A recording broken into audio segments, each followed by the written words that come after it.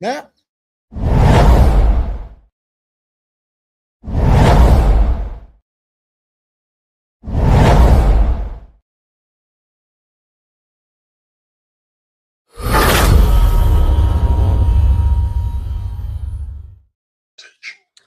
Tonight, tonight we are speaking about scams that even scam the smartest of people.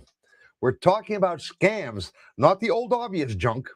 Emails from 20 years ago where some fake millionaire wanted your bank account information. Modern scams are organized psychological operations designed to manipulate fear, loneliness, greed, urgency, trust, and emotion.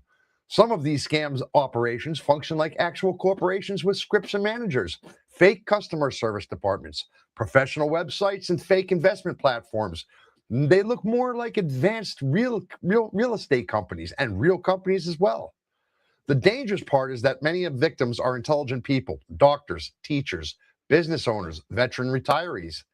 These scams work because scammers understand human behavior and emotional pressure extremely well. So tonight we're breaking down the 10 biggest scams operating right now in today's atmosphere, who they target, how they work, the warning signs that people ignore, and how people can protect themselves before it's too late. What do you say, my brother? The world is full of scams, my brother. Everywhere you go, somebody wants your money or your identification. Everybody. Well, they don't want my identification or my money. Trust me. If somebody tries to rip me off, they're in for a shock. They're in for. When people say they're going to get they're going to steal your identity, I say more power to them. More power to them. They were going to regret it. Man, I'm Joey Shits. This is my brother Milo Giggles. We make shits and giggles here at It's Not Okay TV. You, my brother, you doing okay? Oh, I'm doing excellent, my brother. I had a wonderful day, and it's Fantastic. going better. Fantastic. Fantastic. Did you get out in town? Oh yeah. I was down in Cetate at a ONG fair. How do you call that in America? Nonprofit Nonprofit. organization. Yeah, nonprofit. Yeah. Yeah. So yeah, we met a lot of cool people. We had a lot of interesting discussions, and well, let's hope for the best. You never know. Fantastic, man. Fantastic. Hey, we got Shane in the building. Shane Chambers didn't make it to us last week. Howdy, Shane. Glad to have you join us. I heard you got a new job over there in Canada, Shane. Hey, we need to speak about that. That is our perfect clientele for you to start taking people's phones when they come in, or give them some benefits, bonuses if they subscribe to It's Not Okay TV, Shane. Yeah. Yeah. Listen, my brother, let's start with the first scam tonight that's even getting the smartest of people nowadays. What say you? How about Yes. how about crypto investment? One of the biggest. One of the biggest, the crypto investments. This is currently one of the largest financial scams in the world. The term pig butchering refers to the scammer slowly building emotional trust and financial confidence before draining the victim completely. They don't take just little bits and pieces. They look after your entire wallet with this crypto scam. These scams usually begin with random text messages, social media contexts, or even dating style conversations. The scammer spends days, weeks building your trust before introducing the cryptocurrency investment and fake trading opportunities. They don't take chances with this one. They really build it up because there's a lot of money to be made in this. These scams heavily target lonely people, recently divorced adults, emotionally vulnerable individuals, elderly victims, and people searching for financial freedom. The cryptocurrency. Yeah. And victims are usually guided to fake cryptocurrency apps or websites that display fake profits or fake account growth. Some victims are even allowed to withdraw small amounts of money before they build confidence. Once longer deposits are made, the platform suddenly freezes. It stops working, or you cannot withdraw anymore. Uh, invent fake fees or taxes that you have to pay, or disappears entirely. They just poof, vanish like they never existed. And the reported losses from crypto investments usually reach billions of dollars each year. and recovery is usually very, very, very difficult. It's because what happens is the victims often see realistic charts, balances, support chats, and things like that, and live profit updates. They emotionally trust in people. It happens before they even try to get financially manipulated. I mean, these people really spend a lot of time getting your trust and so forth, so on. But you can be careful because someone random becomes unusually friendly very quickly. Yeah, yeah. And when they do that, never trust them. Yeah, be cautious. Be very cautious, right? Yeah.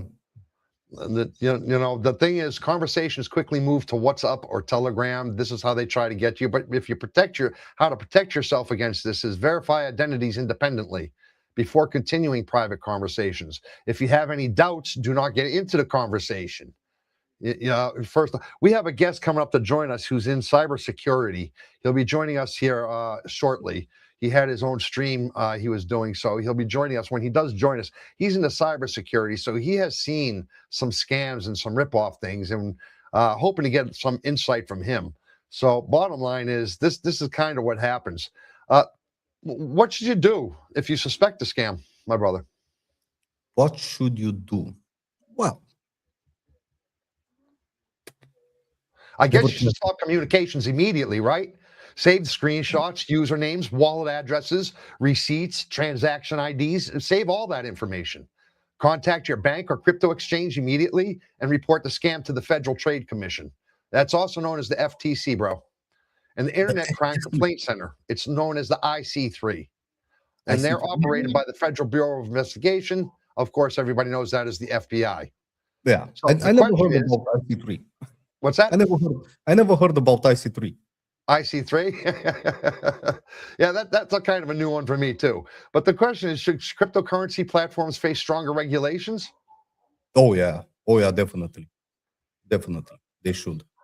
I mean, we've got Ghost Stomper with us. Let's have a warming welcome for Ghost Stomper. How's it, guys? Ghost Stomper, 20-year-old IT, 20-year IT guy he put on there. Yeah, 20-year IT guy. I wish I was 20 years old. That would make me half my current age. How you doing today, Ghost Stomper? All right. How's it, everyone? How's it, everyone in the chat as well? Good to see you all. Hope you don't mind. I have removed my green and gone back to normal light on my side.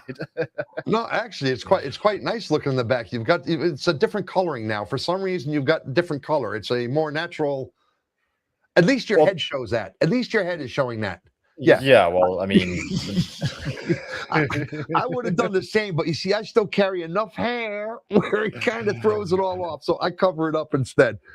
Man, Ghost Stomper, by the way, great show you did tonight. I was listening to your show. For a minute there, it was so real. I thought you were turning around and I thought you were strumming on the guitar. I thought I heard a guitar, an acoustic guitar, like finger picking in there for a few minutes. Yeah, so that's how it started. I actually do have a guitar. You can't really see it, but this black thing here is the case. So I do have an electric, and I've also got an acoustic that I keep up also out of frame over there.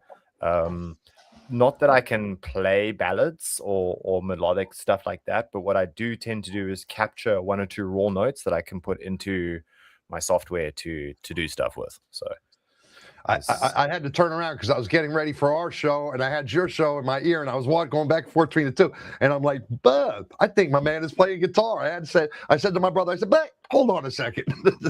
It's a big inspiration and influence. I love it. But anyway, we're getting off topic, I think. Oh, we always get off topic, yes. But yes, tonight we're talking about scams that are so smart they even get the smartest of people. Now, I know you as you say, 20-year in IT. I'm not sure. That cybersecurity, aren't you into cybersecurity in particular with the IT? Or correct. So for the last 10 years, it's directly been cybersecurity. As a direct result of that space being more and more needed within the IT space. Scammers have embraced technology more than most, and they're using it to their advantage. So with with the cybersecurity, does that involve just one particular side? Like, is that just somebody hacked my password on my computer, or does cybersecurity also include what happens with the online shopping? What happens with the cryptocurrencies? What happens? Does it include all of these scams we're going to kind of talk about tonight, or? If anything, it does, because in a way, it's not one or some of these things. It's a mindset. It's actually the way you live your life, security conscious, security aware. We love to be ignorant and blissful creatures, but yeah, unfortunately, the way the world is, you can't go and reuse the same password across your accounts. You can't have simple passwords like this is my password, this is my password one, this is my password 1 star. It really has changed. We're at the age where like, even if you have a 10-digit password that's made up of letters, numbers, and special characters, it can be cracked by someone who really wants to do it, either by himself with like a really good array of graphics cards, or nowadays you just rent them. You can literally just go into a cloud platform, spin up a virtual machine with like 10 or 20 GPUs, run a custom script that you got off the internet, and start brute forcing passwords until you get in, because maybe you picked up on a data breach somewhere that this person's account was like my password 2024.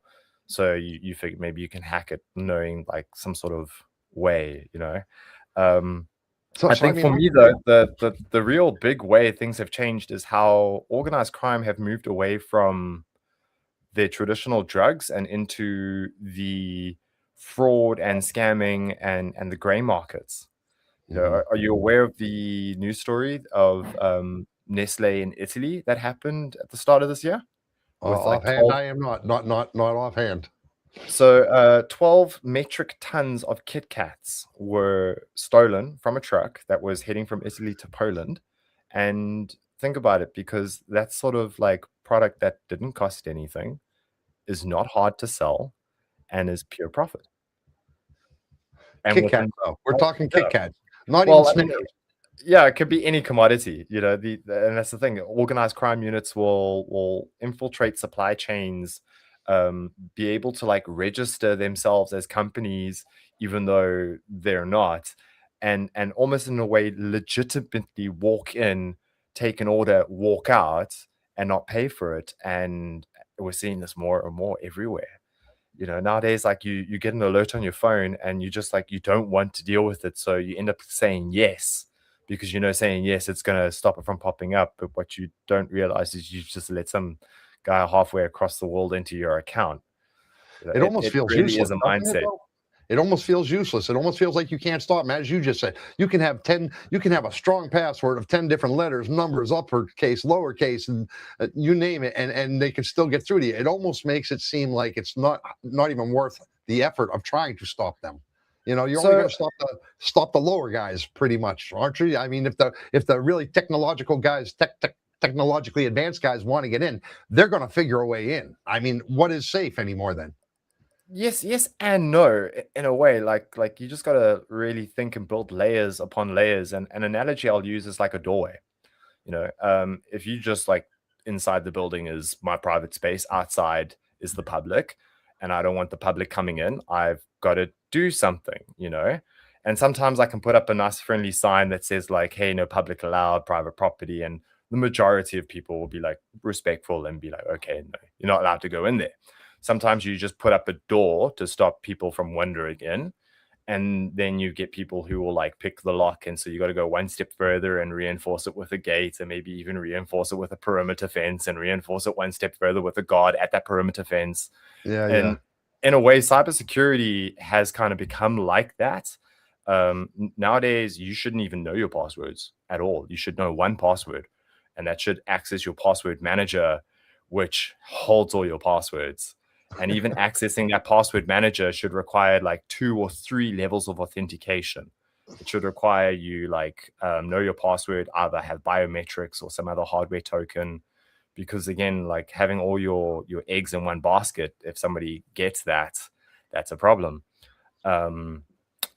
How many of you don't even look at your phone when you receive a message? You just look at the notification because it shows the message in that notification bar. Oh, I do that, but I also look at the message. If I don't recognize who it's from or like what it says, I don't acknowledge it. And I never Okay. open my email unless I know who it's from. And even when I get company emails, I double check the email address only because my wife got ripped off from PayPal the same way that you're talking about because of a simple dot. Just a dot. Everything looked legit, but there was an extra dot in the email address that sent it not to PayPal, and they took her whole, took all the money from her PayPal doing that. So an Because issue nowadays is people don't actually set up the security on their phones properly. They think just, having it locked to them is fine. They don't even have their PIN codes on SIM cards. So I can take your SIM card out, put it in my phone, and get your OTP. Maybe you do have some form of security. So I just request an OTP and it comes through on your notifications. I don't even have to unlock your phone. Well, man, You scammed a scammer once out of $100. I love hearing those stories and scam baiters. Yeah. So it really it's a mindset nowadays. People have been very trusting. It's human nature to be trusting, and it's also human nature to seek out help and be helpful, and people just take full advantage of that. And if that doesn't succeed, then they prey on the weak and the vulnerable by using fear and intimidation tactics. Like saying, if you don't pay this, you're going to go to jail. But in reality, who's ever gone to jail for not paying a bill? That's true. In America, there's no such thing as a debtor's prison, as they say, unless it's around taxes. Yeah. So I don't think even our politicians who have been convicted of corruption and stealing money and have been told to pay back that money haven't paid back that money and haven't gone to jail. So even if the scammer had a leg of something to lean on, nothing would ever happen.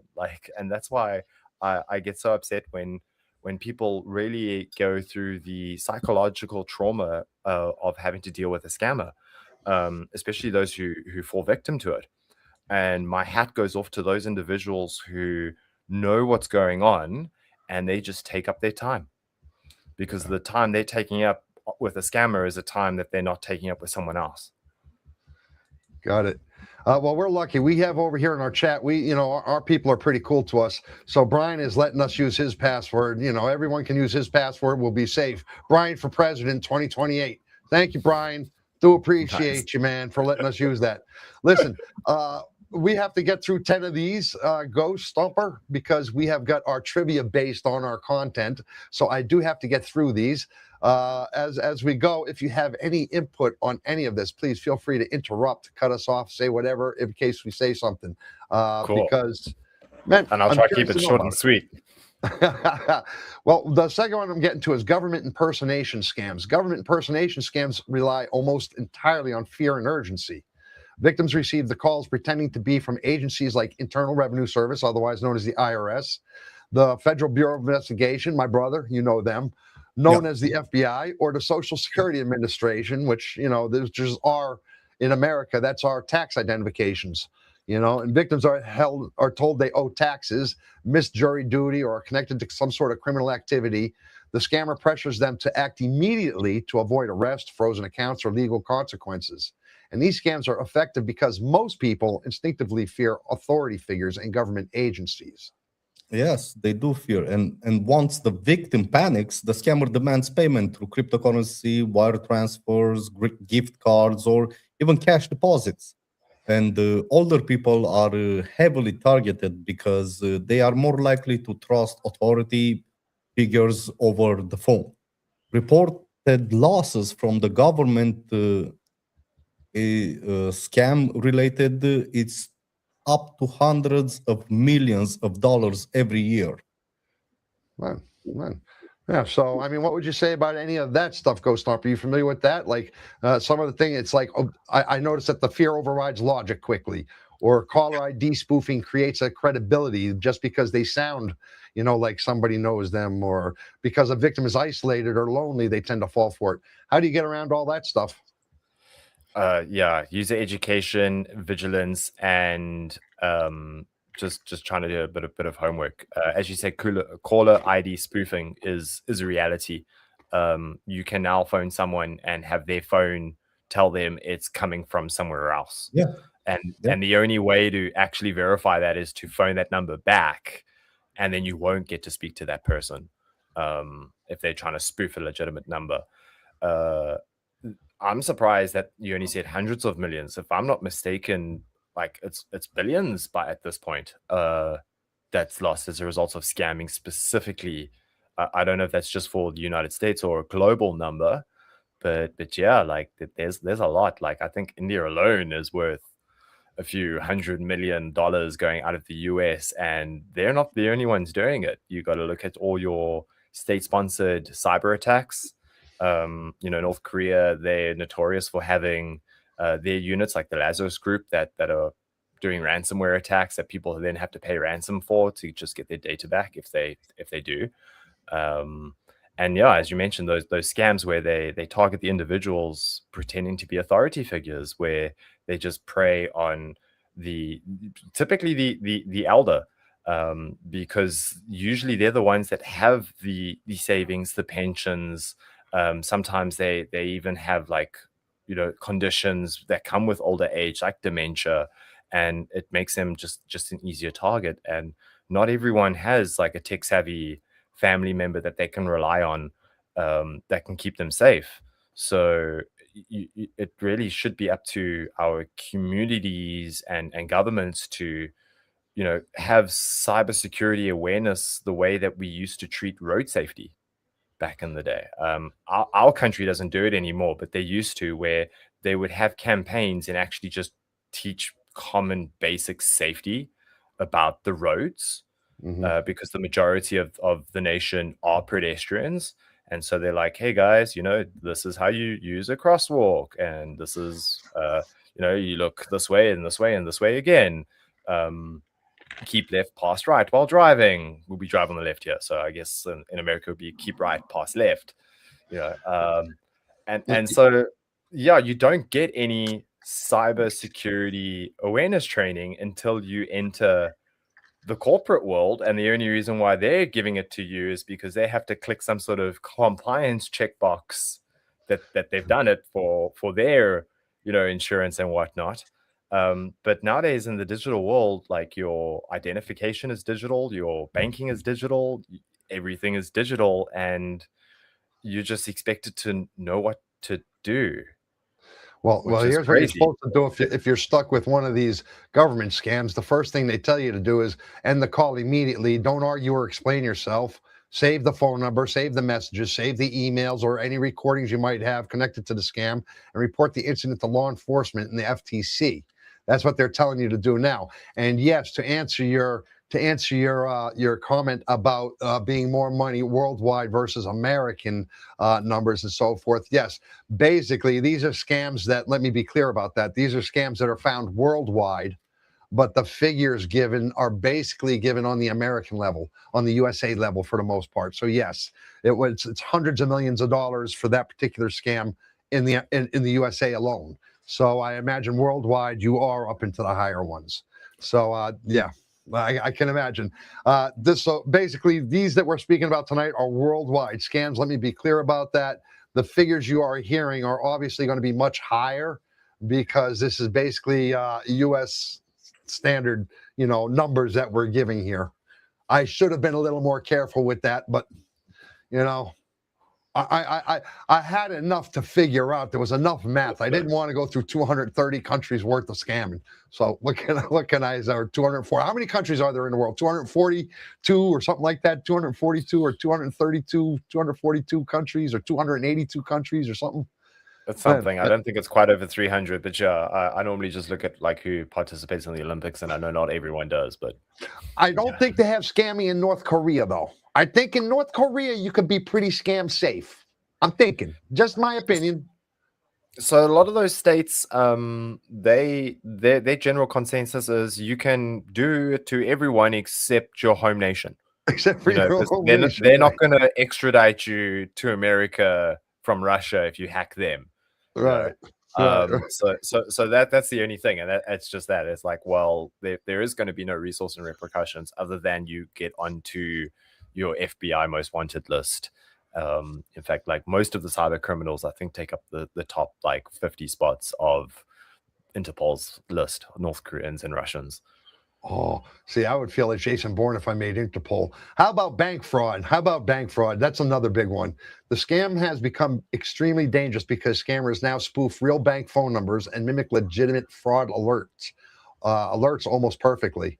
Victims receive texts on their phone asking if they made suspicious purchases, followed by the calls from fake fraud departments requesting verification codes or safe account transfers. Many victims believe they are protecting themselves while actually giving scammers direct access to their accounts accidentally. Yeah, and once verification codes are shared, scammers can quickly drain bank accounts or authorize transfers for you. Recovery charges depend heavily on how quickly the victims report the fraud. If customers technically approve the transactions, banks sometimes refuse reimbursement because the payment was authorized by the account holder.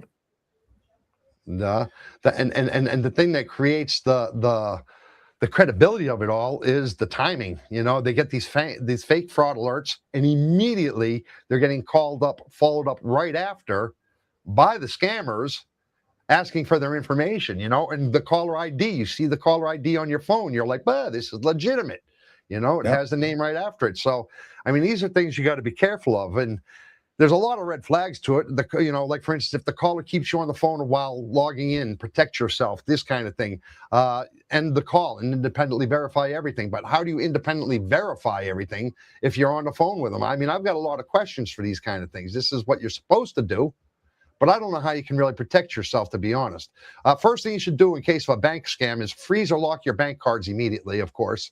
Contact your bank directly. Change your passwords immediately. As Ghost Stomper says, you can change it to something that you don't normally use. Don't use the same password that you use in other things, because especially with your banking information, document your transactions and request a fraud investigation immediately. You know, for the bank scams. What do you say about bank scams, Ghost Stomper? You got anything to add to that? Yeah, look, so your bank will never actually ever contact you needing access to your bank account. They will ask you to confirm if you did something that legitimate, and that's a yes or no answer only. If it was, I didn't do this, they'll be like, oh, okay, thank you, and that should be it. They will never legitimately then say, oh, this is what you need to do. If your bank actually did flag it. I know this because I've made a few international purchases in a few countries, and I've even had my bank phone me at 2 o'clock in the morning to be like, hey, is this you? Yeah, me too. Being here from Romania, talking with my American bank, even me calling the bank, there was all kinds of steps. I was me with my information, giving it to them, and they still made me jump through a bunch of hoops just to even access it. So you're 100% correct with this, Ghost Stomper. So the scammers themselves, they're very good, and they've perfected their art, and they'll generally come up with a story of, like, if it's that whole payment scam, they'll say like, okay, well, it hasn't gone through yet, so just move your money. We'll set up another account. You can move it into there, and then it won't go off. And these guys are very quick. They get access to your computer because you give it to them, and they'll do stuff like that way. Another common one they do is the refund scam, where they'll send you a notification letting you know that you've been charged a subscription or a huge payment's gone off. You contact the number on it, and they're like, okay, let's process the refund. But in order to do that, we need to, go through your bank and show the payment and stuff like that. And again, it's all smoke and mirrors to also confuse and build trust. But again, your bank will never do that. And unless you specifically ask them for help, they will never actually ever do it for you. In fact, they've been told themselves they can't. They're not allowed to. If you walk into your bank with your phone and say, hey, please do this, they'll say, sir, I can assist you to do it, but you have to do it. I am not allowed to touch your device and do it for you. That's policy. Yeah, and I mean, it's aggravating sometimes. It does slow us down sometimes, but it's a good policy for our protection. If you're just joining us here now, and it's Not Okay TV, you got, of course, my brother Milo. I'm Joey Shits here. Together we make shits and giggles. And we have our guest here, Ghost Stomper, who is in cybersecurity. As you can see right there, 20-year IT guy. It guy. Now, it's not It the Horror Story It. No, no, no, no, no. It's the IT. It's IT. I often wondered, why doesn't Hey, IT use the Georgie. periods after? Yeah, right. Why doesn't IT use the periods after the I and the T like all abbreviations? You guys are screwing everything up over there, with the capital IT, no I period, T period. Because, and what does IT stand for in particular? Internet technology? Information technology. Information technology. Okay, so see, we're learning something every day over here. How about fake job or task scams, they call it? This scam exploded during the rise of remote work and side income culture. Victims are often easy online jobs involving app testing, task optimization, product reviews, or clicking assignments. At first, victims may receive small payments to build trust. Eventually, the scammer claims deposits are required to unlock higher paying tasks or continue earning commissions. So you basically have to pay them to make money. And for me, anything that does that is a scam right away. Maybe not everything, but anything I can think of. These scams heavily target unemployed workers, financially stressed people, students, and young adults, the most vulnerable in us already. Yes, and Yeah. the recruitment often happens through WhatsApp, Telegram, Facebook, or fake LinkedIn offers. Victims emotionally commit to the opportunity before even realizing that the job is fake. And the scam works because people want the opportunity to be real, especially when they need the income very, very quickly. Yeah, and they get you because of these small payouts. They create a trust quickly. For an example, a victim receives, I don't know, $40 early and assumes the company is legitimate because they've given somebody $40. So they take a little risk, the scammers, in a way. They give you a little money to ask you back for a lot more money because they play on people's, desperation, I would have to say. Or they use fake corporate language and it sounds believable to you for optimization, engagement tasks, commission cycles. All this stuff kind of sounds familiar. But the first thing you should do is stop sending money immediately, save the chats, receipts, and payment records. Contact your bank quickly and report the scam to the FTC and job platforms involved. Would you agree with all that? Go Stomper. Yes, definitely. Specifically with recruitment scams, you should never, ever be asked to pay to find a job. Recruiters themselves, their customers are the employers that are looking for placements, and they make their money when they successfully place a candidate who is good for the role. They don't make their money off the candidates ever. If somebody says they're a recruiter and they need money for you for a starter pack or for a uniform or for anything like that, huge red flag. That's most likely a scam. I almost You I see them almost fell all for one of over. those going for a remote job one day. I almost fell for that. Kashmir actually stopped me from that because I came that close to paying him $200 for some equipment I needed. I came that close. I'm pretty careful. I mean, I was going through. I ran these guys through for 2 or 3 days, man, question after question. And I said, "Buck, okay, they sound pretty good." And I was ready. And Kashmir said to me, she goes, "You know something? Wait a minute." She said something along the lines of, "Man, shouldn't they give you the computer?" So she said, "Why don't you ask them to do this? Tell them to send you the money for the computer," because it was a computer they wanted me to buy for, I forgot how much it was. Shouldn't they tell them to loan you the money to buy the computer and you'll pay them back off your first paycheck? So I went down that route, and next thing you know, boom, they just disappeared. They totally disappeared. Yeah. Yeah. I almost got taken by that scam. So never, like you said, if you're looking for a job, I don't think a legitimate company is actually going to tell you that you have to get equipment. Would they do that? I mean, would a legitimate company say to you, they might say to you, you got to have your own computer, you got to have your own this, or you have to have that. They might say that, but they're not going to ask you for money to buy that, correct? Correct. As you said, that usually they would set up some sort of plan for it to come off your wages over a certain period. Like casual work at a restaurant, maybe you have to have the uniform, but that would be different. That is a physical place that you can see. You've seen the place, you know it exists. You've seen the uniform, you know you need it. And like a online thing that says like, okay, we need you to take digital letters and do handwritten stuff, and we need to send you the stationery, but you must pay for the stationery and the shipping. No, that's not a real job. That doesn't exist. You're getting scammed. They're getting scammed. Milo, you ever have anything like that? Oh yeah, I got phone calls from PayPal saying that I need to approve a payment, and I immediately closed because I don't even have a PayPal. There's nothing to approve, and yeah. I think that was the only phone call that I got for a scam. So I have a PayPal with no payment stuff ever linked to it. It purely exists in case I ever need to receive an international payment for whatever reason. And now we have crypto. That's how old my PayPal account is. And to this day, I still receive the emails, the scams that says like, payment's been made or this or that, the subscription's gone off. They all go to my spam folder anyway. So I guess that's a good thing.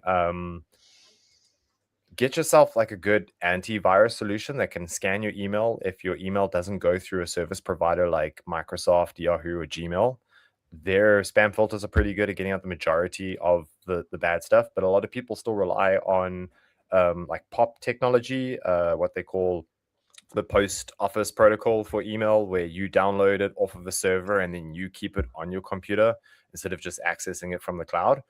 And there you generally receive all the spam. So again, a good software email security solution generally keeps 90% of that stuff from ever getting to you. Yeah. You basically use your brain, but at the same time, that's the problem with some of these scams. Even using your brain, I mean, they're just so good that some of these scams are just so sophisticated. And where they're not sophisticated, they really do pick on the vulnerable and stuff. How about the romance scam? I knew this was coming. Well, it's a serious thing, man. I've seen it plenty of times. The romance scams are among the most emotionally damaging scams, actually, because they target trust, loneliness, and attachment. The scammer builds a relationship slowly before asking for money. They get to like you. They ask you the personal questions. They wine and dine you without the whining and the dining, so to speak, over the internet. They often pretend to be military personnel, doctors, engineers, oil workers, business owners, or people even working overseas.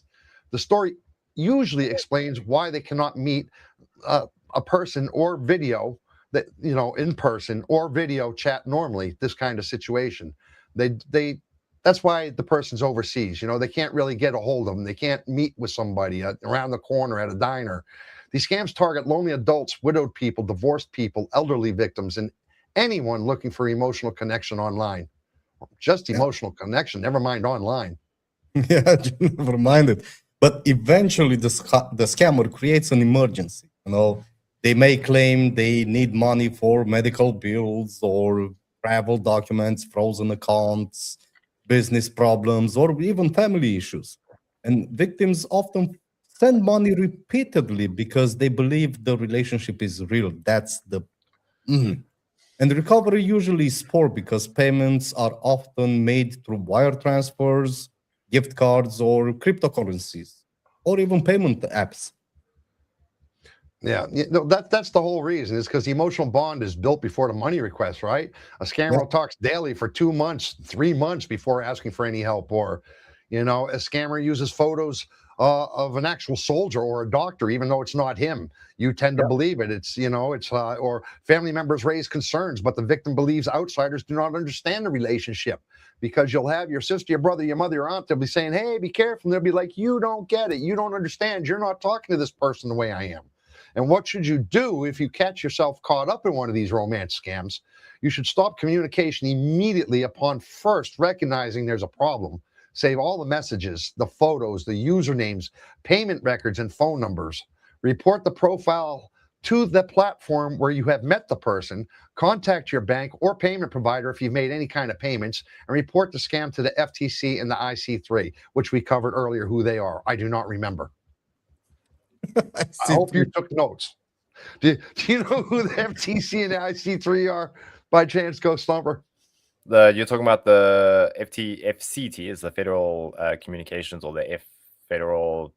It says, yeah, now I know there's the FCC, there's the Federal Communications thing, but that's something different. That's something as different. I know, the cybercrime goes to IC3, which is FBI. FBI sort out the IC3 stuff. Yeah, just one second. I'm going to tell you who they were. Just one second. Because now you got. I know who the FCC is. This is the people trying to take Jimmy Kimmel off the air. You know, that was Trump. Well, the Federal Trade Commission is the FTC, and the Internet Crime Complaint Center is the IC3. You should know that, Ghost Stomper. I do know that. We Internet report stuff Center to the IC3 all the time, as well as in our country we have a cybercrime.co.za, which is like a subdivision of the SAPS. I think it's somewhere between SAPS and Hawks, but yeah. Let's just say you can't go and report cybercrime at your local police station in this country. They really don't quite get what you're referring to. This particular romance scams, it's one of the worst out there, because it's not just falling victim to a scam. As you said, there's that whole building trust. There's that personal interaction. Sometimes it's a few months, sometimes even a year of maybe slow siphoning that's gone off before something big and major that happens, and then actually reveals the scam. Mm-hmm. I mean, I know a few people who lucky enough caught on at that moment that they were about to get scammed. And one for me, like a case that I helped investigate, was one where the individual had been contacted by an overseas person claiming to be a sports athlete. They built up a relationship over a couple of months, and he had then proposed to send her a whole bunch of expensive sports stuff that she could then sell, but of course expensive sports stuff has custom duties, and that's the scam. Another scammer sets up a completely fake website of a fake logistics company, fake waybill. It all looks legit, and it says like, hey, you got to pay this in order to clear, otherwise it's going back. This is like illegal to be here unless it's paid for. And that's that sense of urgency again. The thing that gave it away was that the contents was listed on the distribution dispatch thing, which will never happen. When you look up your waybill reference number, it will just tell you like which hub and stuff that it's going to for that parcel. It will never have a detailed itinerary of what it is on the public internet, but they put it in there to make the person think that that's the value and they must pay for it. So yeah, like those relationship scams are terrible.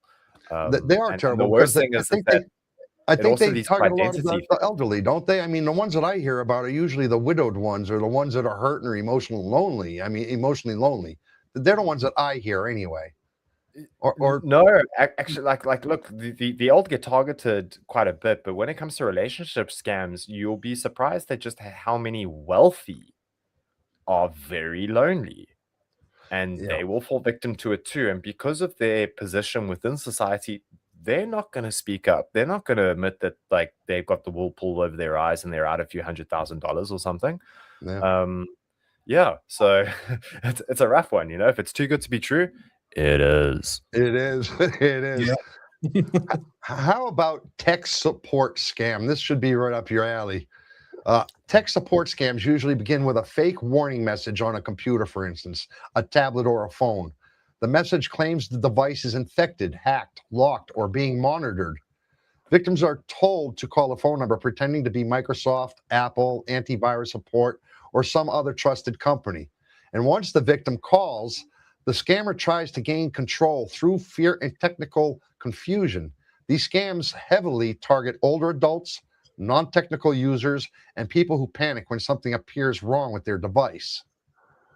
Yeah, and the scammers often asks the victim to install remote access software like AnyDesk or TeamViewer. Once connected, they can view files, access accounts, or manipulate the victim into making payments. Some victims are charged fake repair fees online, while others are guided into bank transfer, gift cards, or cryptocurrency payments. And here's the thing, fake warnings, they look official. For example, your computer has been locked by Microsoft Security, or the victim installs remote access software believing it is part of the repair. Yep. Or maybe even they mention foreign IP addresses, network breaches, or banking Trojans. And what should you do when you first suspect it?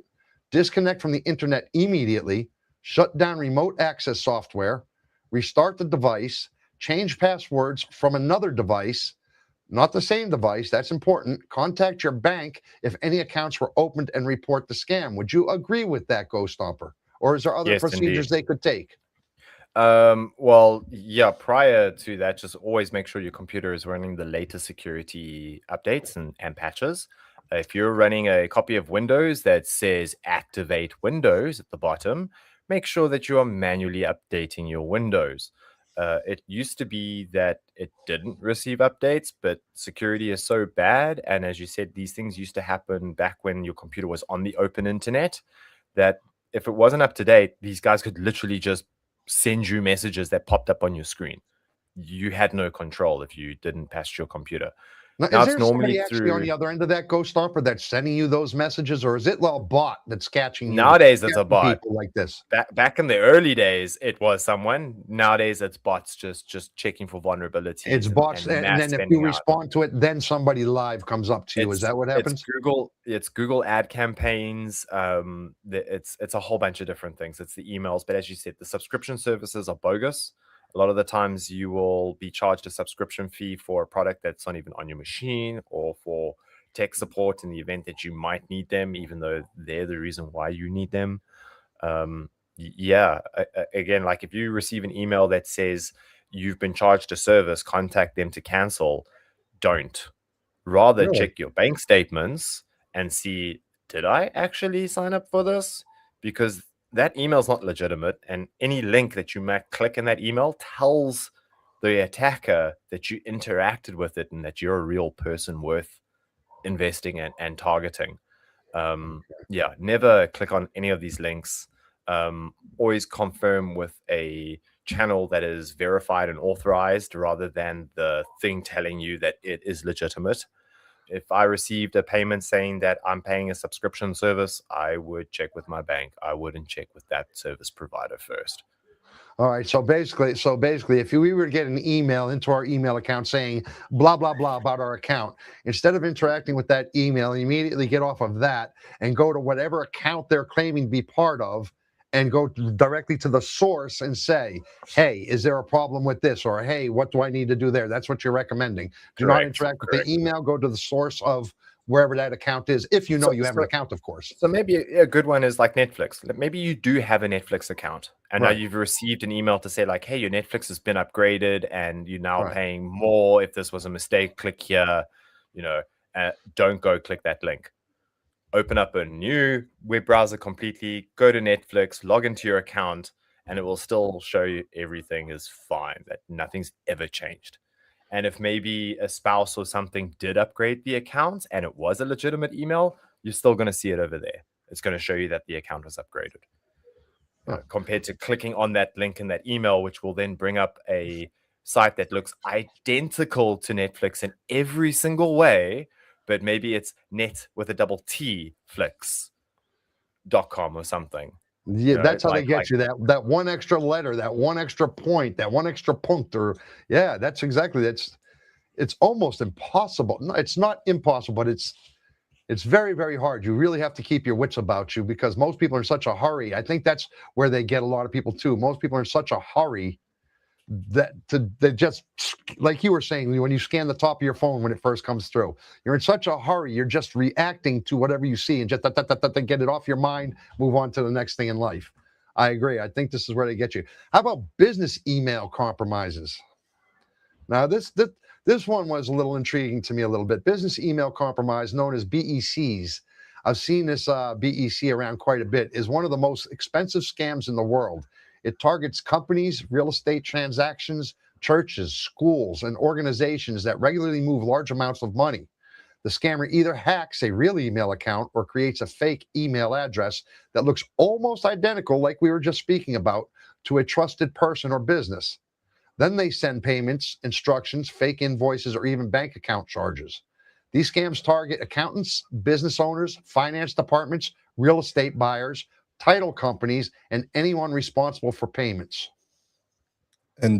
But the end goal is to redirect legitimate payments into scammer-controlled accounts.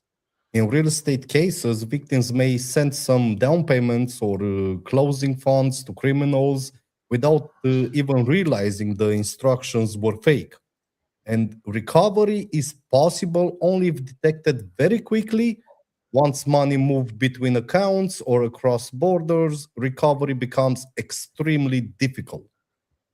Yeah, for example, a buyer receives fake wiring instructions from what appears to be their real estate agent's actual email, or company.com becomes cornpony.com, which if you put because if you put the small r in there, it now looks like company, the r next to the n, So I mean, using these letters, they look very similar, and it could be like that.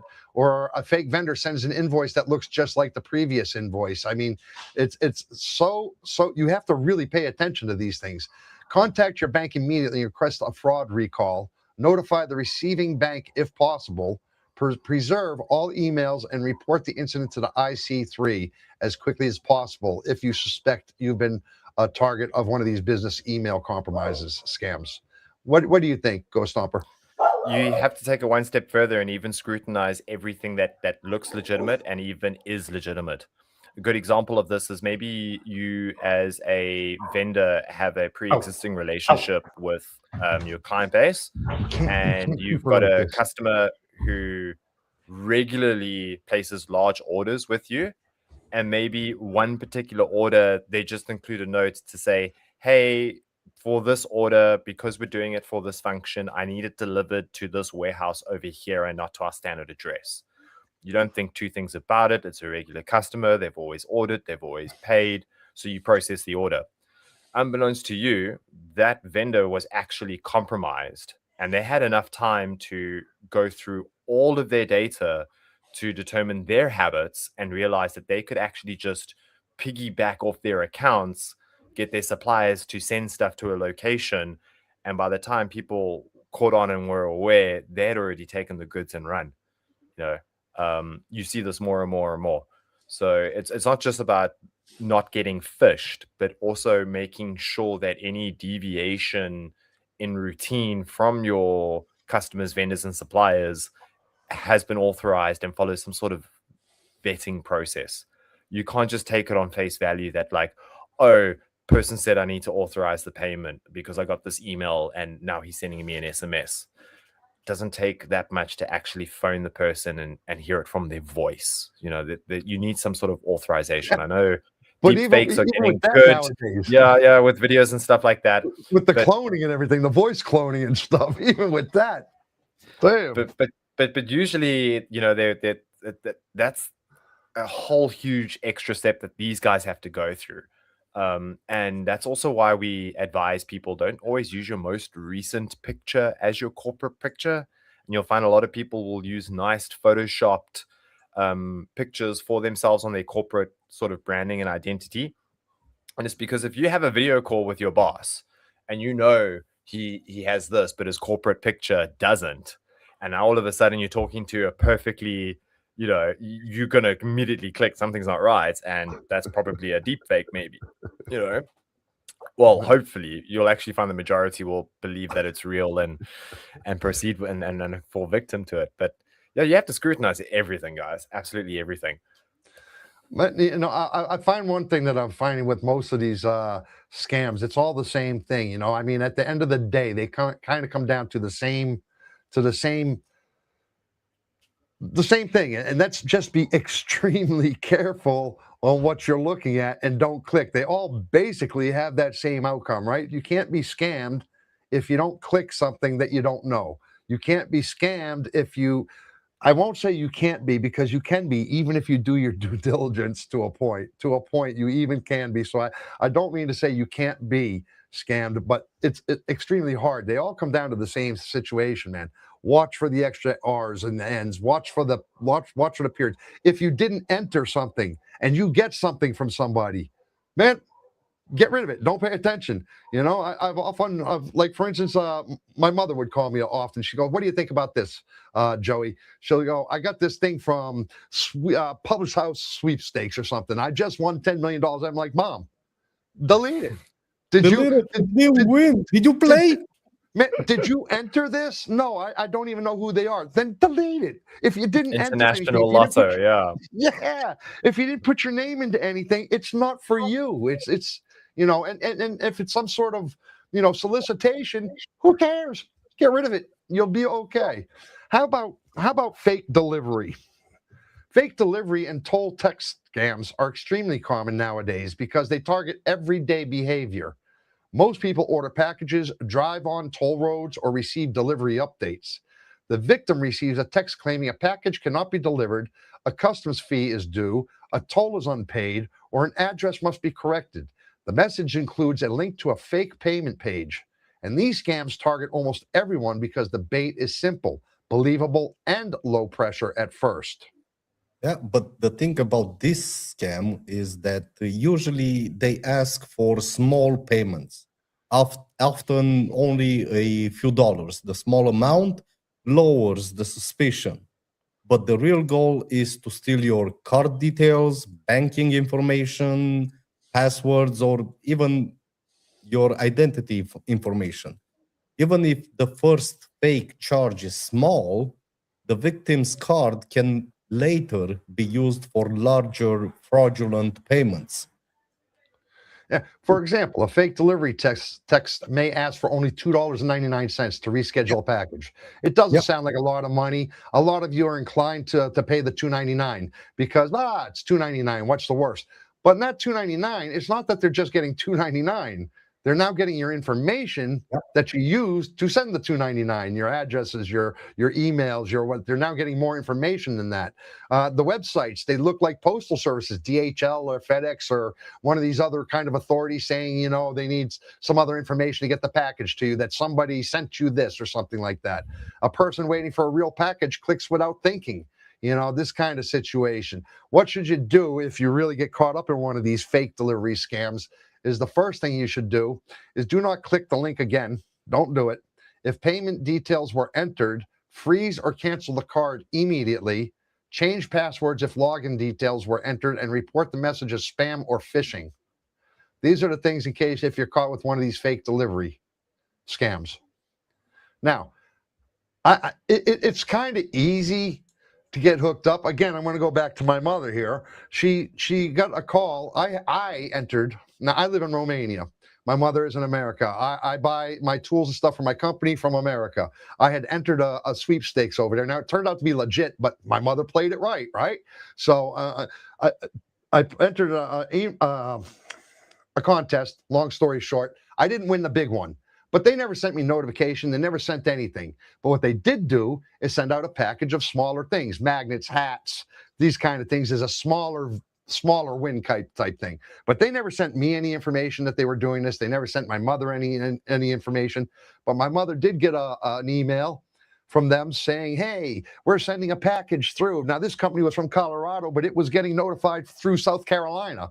You know, it made no sense. I said to my mother, I said, but do not answer them. Do not do anything. Don't leave it alone.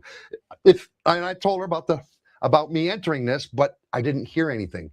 But she didn't answer them. The package ended up coming to the door anyway, and it was a legit package.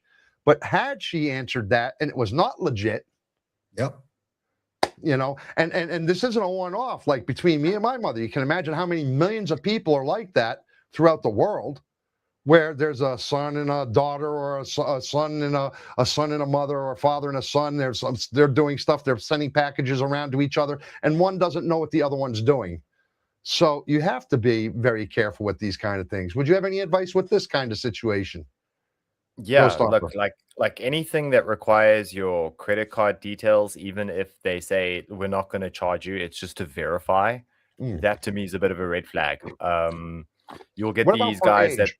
What about for that age one? I run into this sometimes. Well, this is the thing. Is like they say for age verification, use your credit card.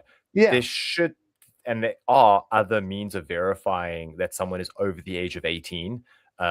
You know, like for us males, like it's the wrinkles under the eyes and the facial hair, sort of a thing. Nowadays, like the phones actually use the camera, and you got to like go in and out and move your face around for it to determine that A, you're actually human and not a photo, and B, you're over age. So you'll find that initially when you type in your details, it will do what it says. It won't charge you, but it obviously needs to verify that you've entered in the correct information. So it does process that like 1 cent or like $1 transaction, and then you fund it. I'm sorry, Ghost Stomper. I'm getting harassed over in the chat about my toes. All right. So find it now available on Apple. Nice. But yeah, once you've entered in those details and you've confirmed those details as legitimate, you'll find that maybe a week, a month later, all of a sudden you're getting weird charges from somewhere else. And it's because you've actually authorized that merchant ID to have your details when you first authorize that transaction. You know, something that is a 7-day free trial, enter your credit card details and then cancel if you don't want the service. It shouldn't be like that.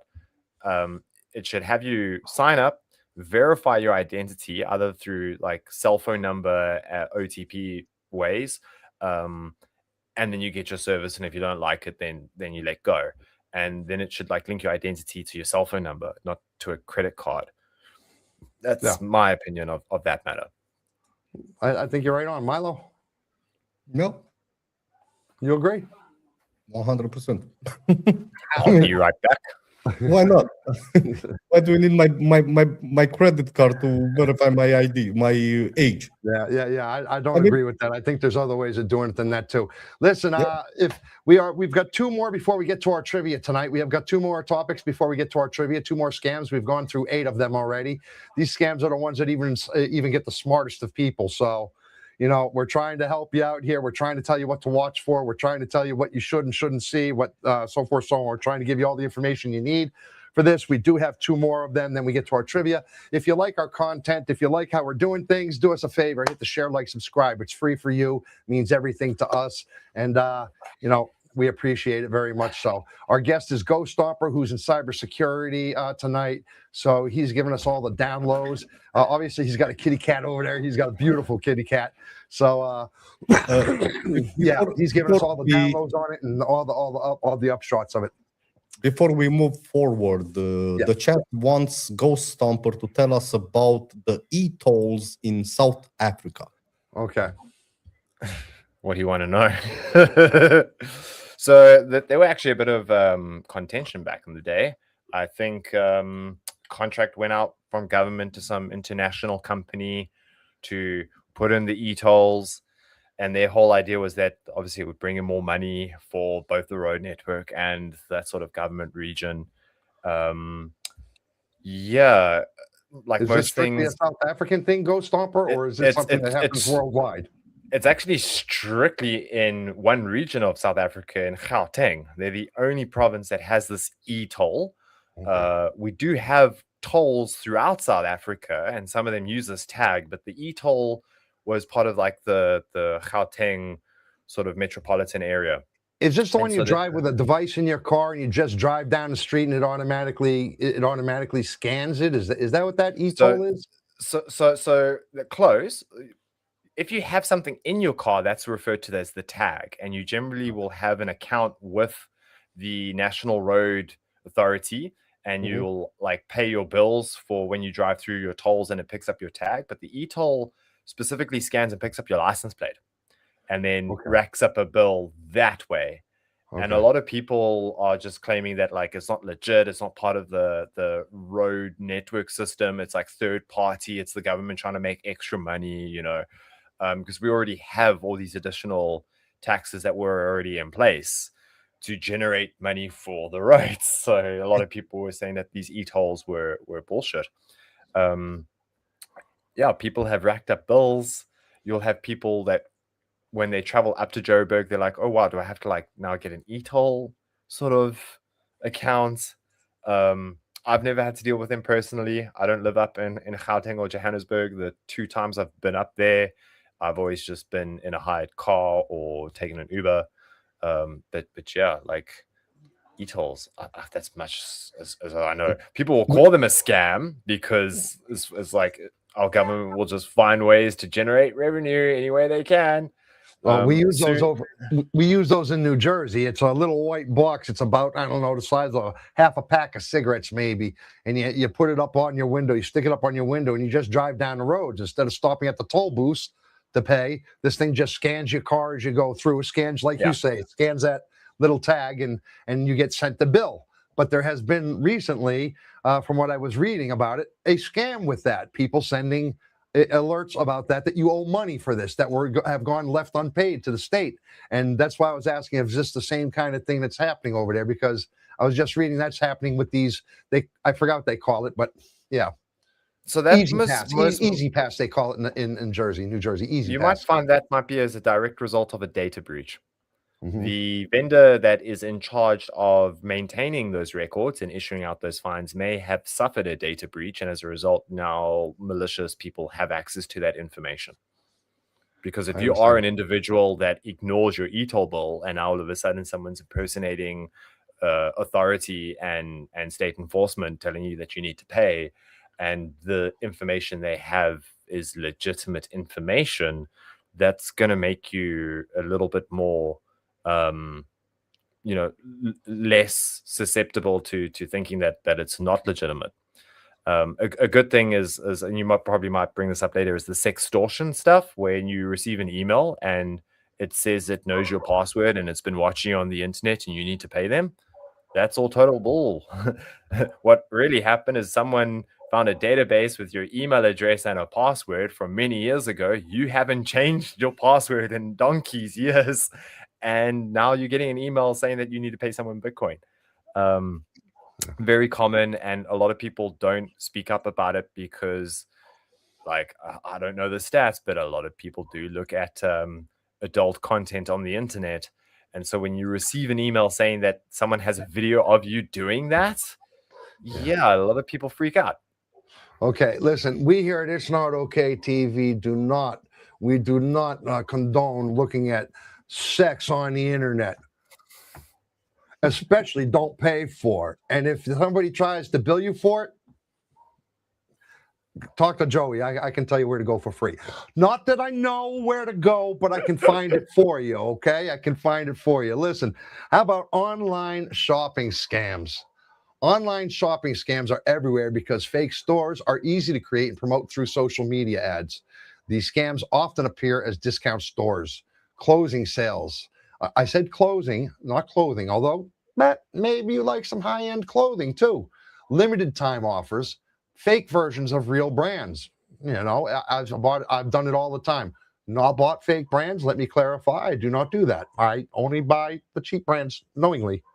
Victims see professionally looking websites with product photos, fake reviews, countdown timers, and even major discounts. The store may take payment and send counterfeit items, or send low-quality junk, like Temu did to me the other day. But Temu is not a scam. I do not. I want to take a moment here. It's Not Okay TV is not knocking Temu. Temu, you are all right for a Chinese company. These scam target deal hunters, holiday shoppers, social media users, and people looking for hard-to-find products. My brother, I just dissed Temu. I cannot believe I dissed Temu. But I just bought 5 shirts from Temu, and only one of them fit me, and barely. And barely. That's a scam to me. That's a freaking scam to me. Yeah, they cheated you on the fabric. They sent you man, I'm just trying to say, they said true to size. I put 3X on there. I is not a 6X kind of guy. Sorry. I ordered an hourglass and I only got a quarter of an hourglass. But You only got a quarter of an hour. It's only 15 minutes.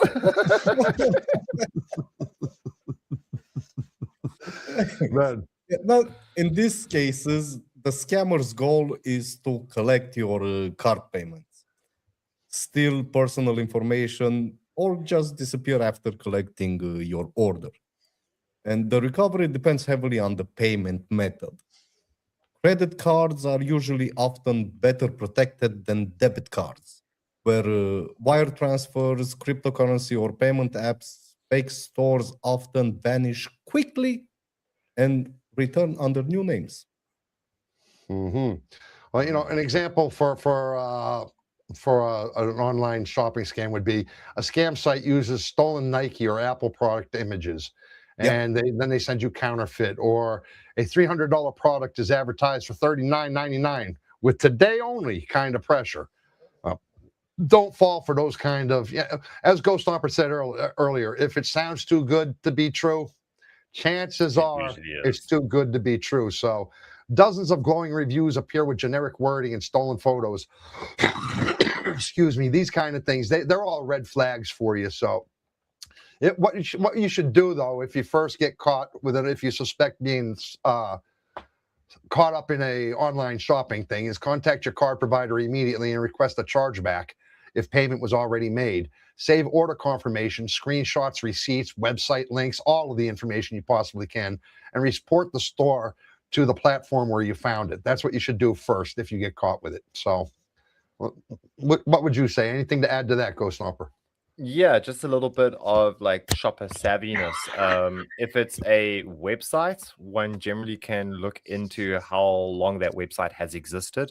Any online retailer that has existed for less than a year or two, I would say, is very shady and risky to be getting into begin with. Secondly, is look at those reviews and when they were created. The fake reviews generally follow a pattern. If they're all like generated within 2 months of each other, then that's somebody literally posting a review or two a day. And the names will be very generic and stuff.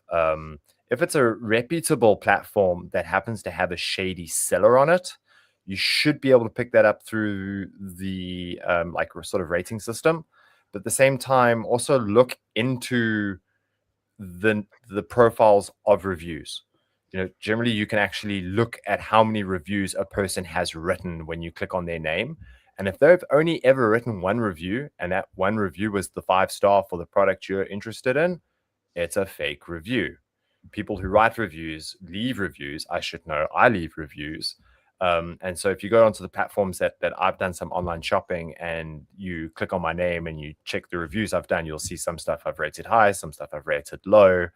And the same thing, like you'll go onto a website that says that they claim to be the official distributor for a product in your country. You go look it up and the website's 2 months old. And there's previous posts about somebody getting scammed from a different website from like 6 months ago.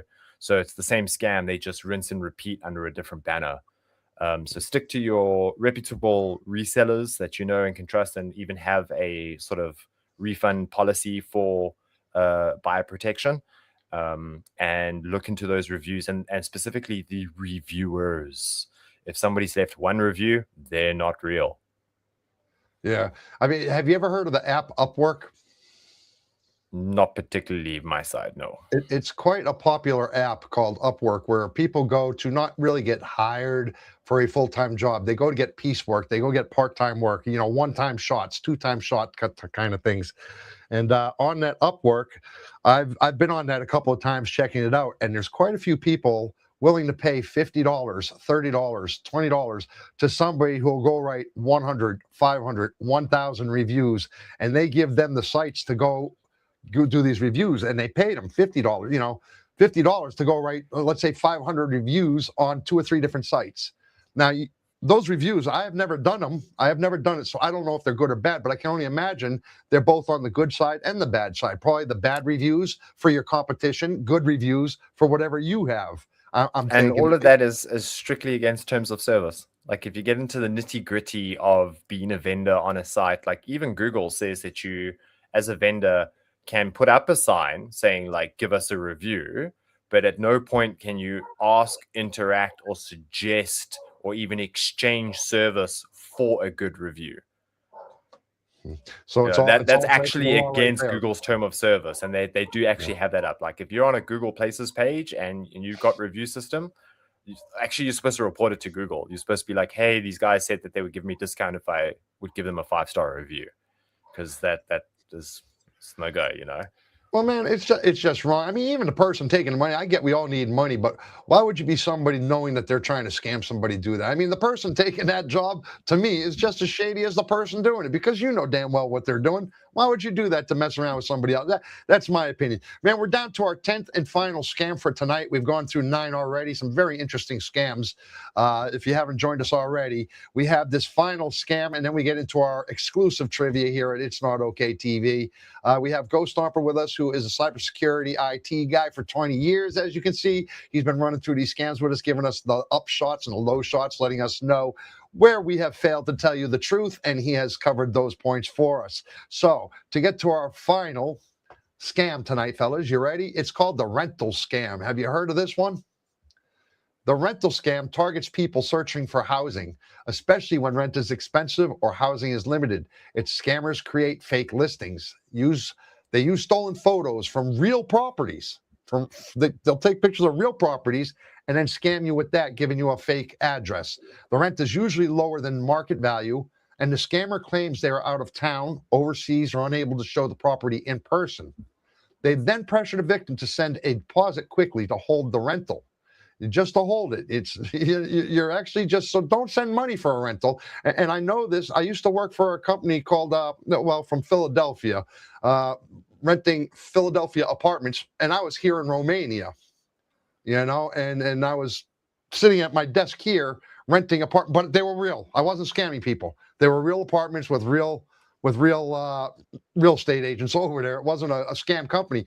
But it goes to show you how easy it could scam. I know how easy you could scam somebody, because these people are desperate. They're looking for housing, and they really can do this. These scams can target students, young adults, families relocating from one side of a country to another, low-income renters, and people desperate to secure housing quickly. And the scammer's end game is to collect application fees, deposits, first month rent, or identity documents before disappearing.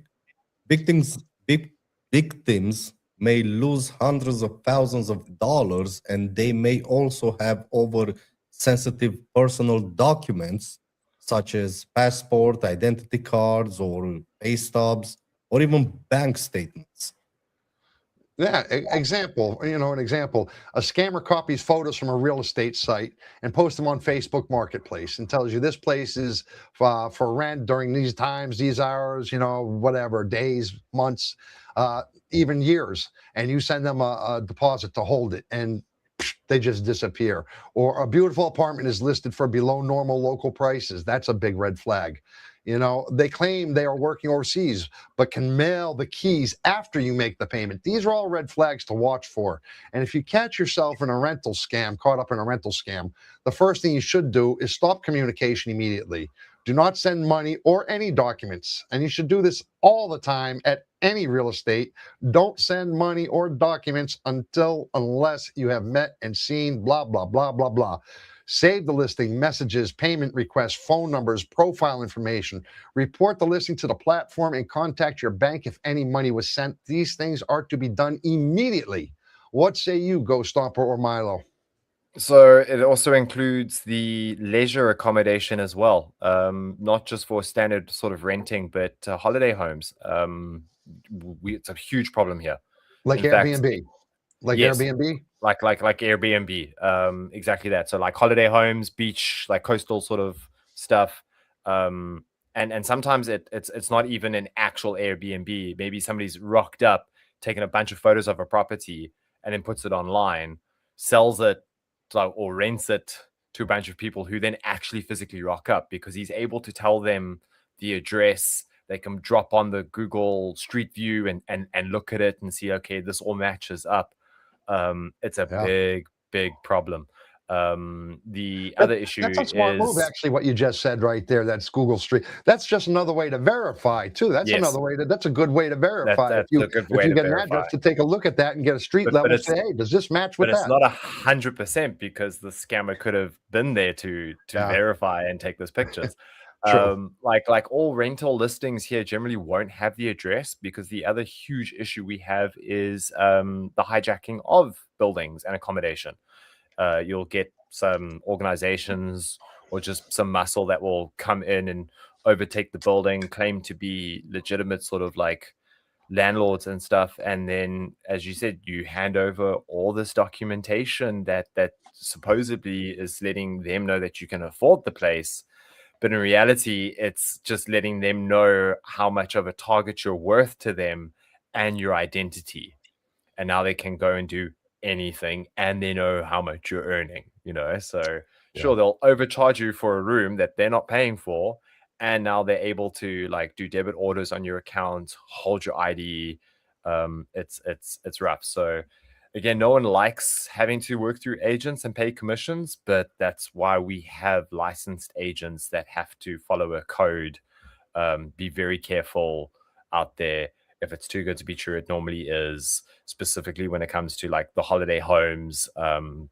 Like act now because tomorrow the price goes up. We're booking today. It's anything with some sort of urgency is something that, to that watch urgency out for. deadline. And That was the people use one it all the theme through time. all the scams that I saw. Anything with an urgency, anything pushing you with a today, now, sales that sounded too ridiculous. These were all the themes that I saw. Yeah. Is there any way to completely protect ourselves through any of this that you know of, Ghost Stopper? There's no foolproof way, is there? Other than pay attention. Yeah, like pay attention, do your homework. If you're not 100% sure, then don't commit. Like it's very rare that your fail to act results in a life or death situation on terms or like on these scammy matters. And again, if you do lose out, well, is it really that big of a deal? There's like always next time in a way, so maybe it is legitimate. Maybe somebody did get the booking in before you. Sure, you've missed out. But what if you were wrong and it was a scammer? I'd rather be safe than sorry. And that has happened to me a few times. Like I've missed out on a few good marketplace deals and stuff like that because I was just like, nah, this is dodge. I don't think this is real. And then it turns out it is. But I'll get it next time. Can't have them all. I agree with you. I've had that happen once or twice too. Because of caution, I err on caution side. Missed out on a couple of good deals in my life. I've seen it, and I know I missed out because I may have known the person who did go down and get it, or I've seen further down the line, and I'm like, but I regret that. I regret not going for that at that moment. But do I really regret it? Because had it been a scam, I could have been out $100, $200, or worse, or even worse. $100, $200 is not life altering, right? But sometimes they can get your whole ID. Sometimes it's not even about the money they get, is it? It's about you having to go cancel out all your driver's license and IDs and credit cards and having to go get new ones of those and apply for new ones of those. Sometimes it's not even about the money. It's about the hassle it takes just to get your ID back, just to get yourself back. I would say. And then of course all of our social medias, all of our stuff has already got linked up to everything. Now you got to go back and change all your passwords. And then you're not 100% sure if they haven't got your new password, because if you changed the right thing in order or not. Maybe you changed this password, but they still were watching you from this one and they got your new password. I know that happens to me. I changed my Facebook because I might have got hacked or something. And I'm thinking, okay, I changed Facebook, but wait a minute. Maybe they're watching me from Google. Maybe they got my new Facebook. Now I got to go to Google, and then I got to go back to Facebook and change it again. I have done that. Paranoia. I have done that. What can I say? So, guys, any final words on the scams before we get to our trivia tonight? I was just going to say, based on what you just said, most platforms under your little profile security sort of section, there is a thing that will show you where you're logged in and from. So like your Facebook, your Google, your WhatsApp, and so forth.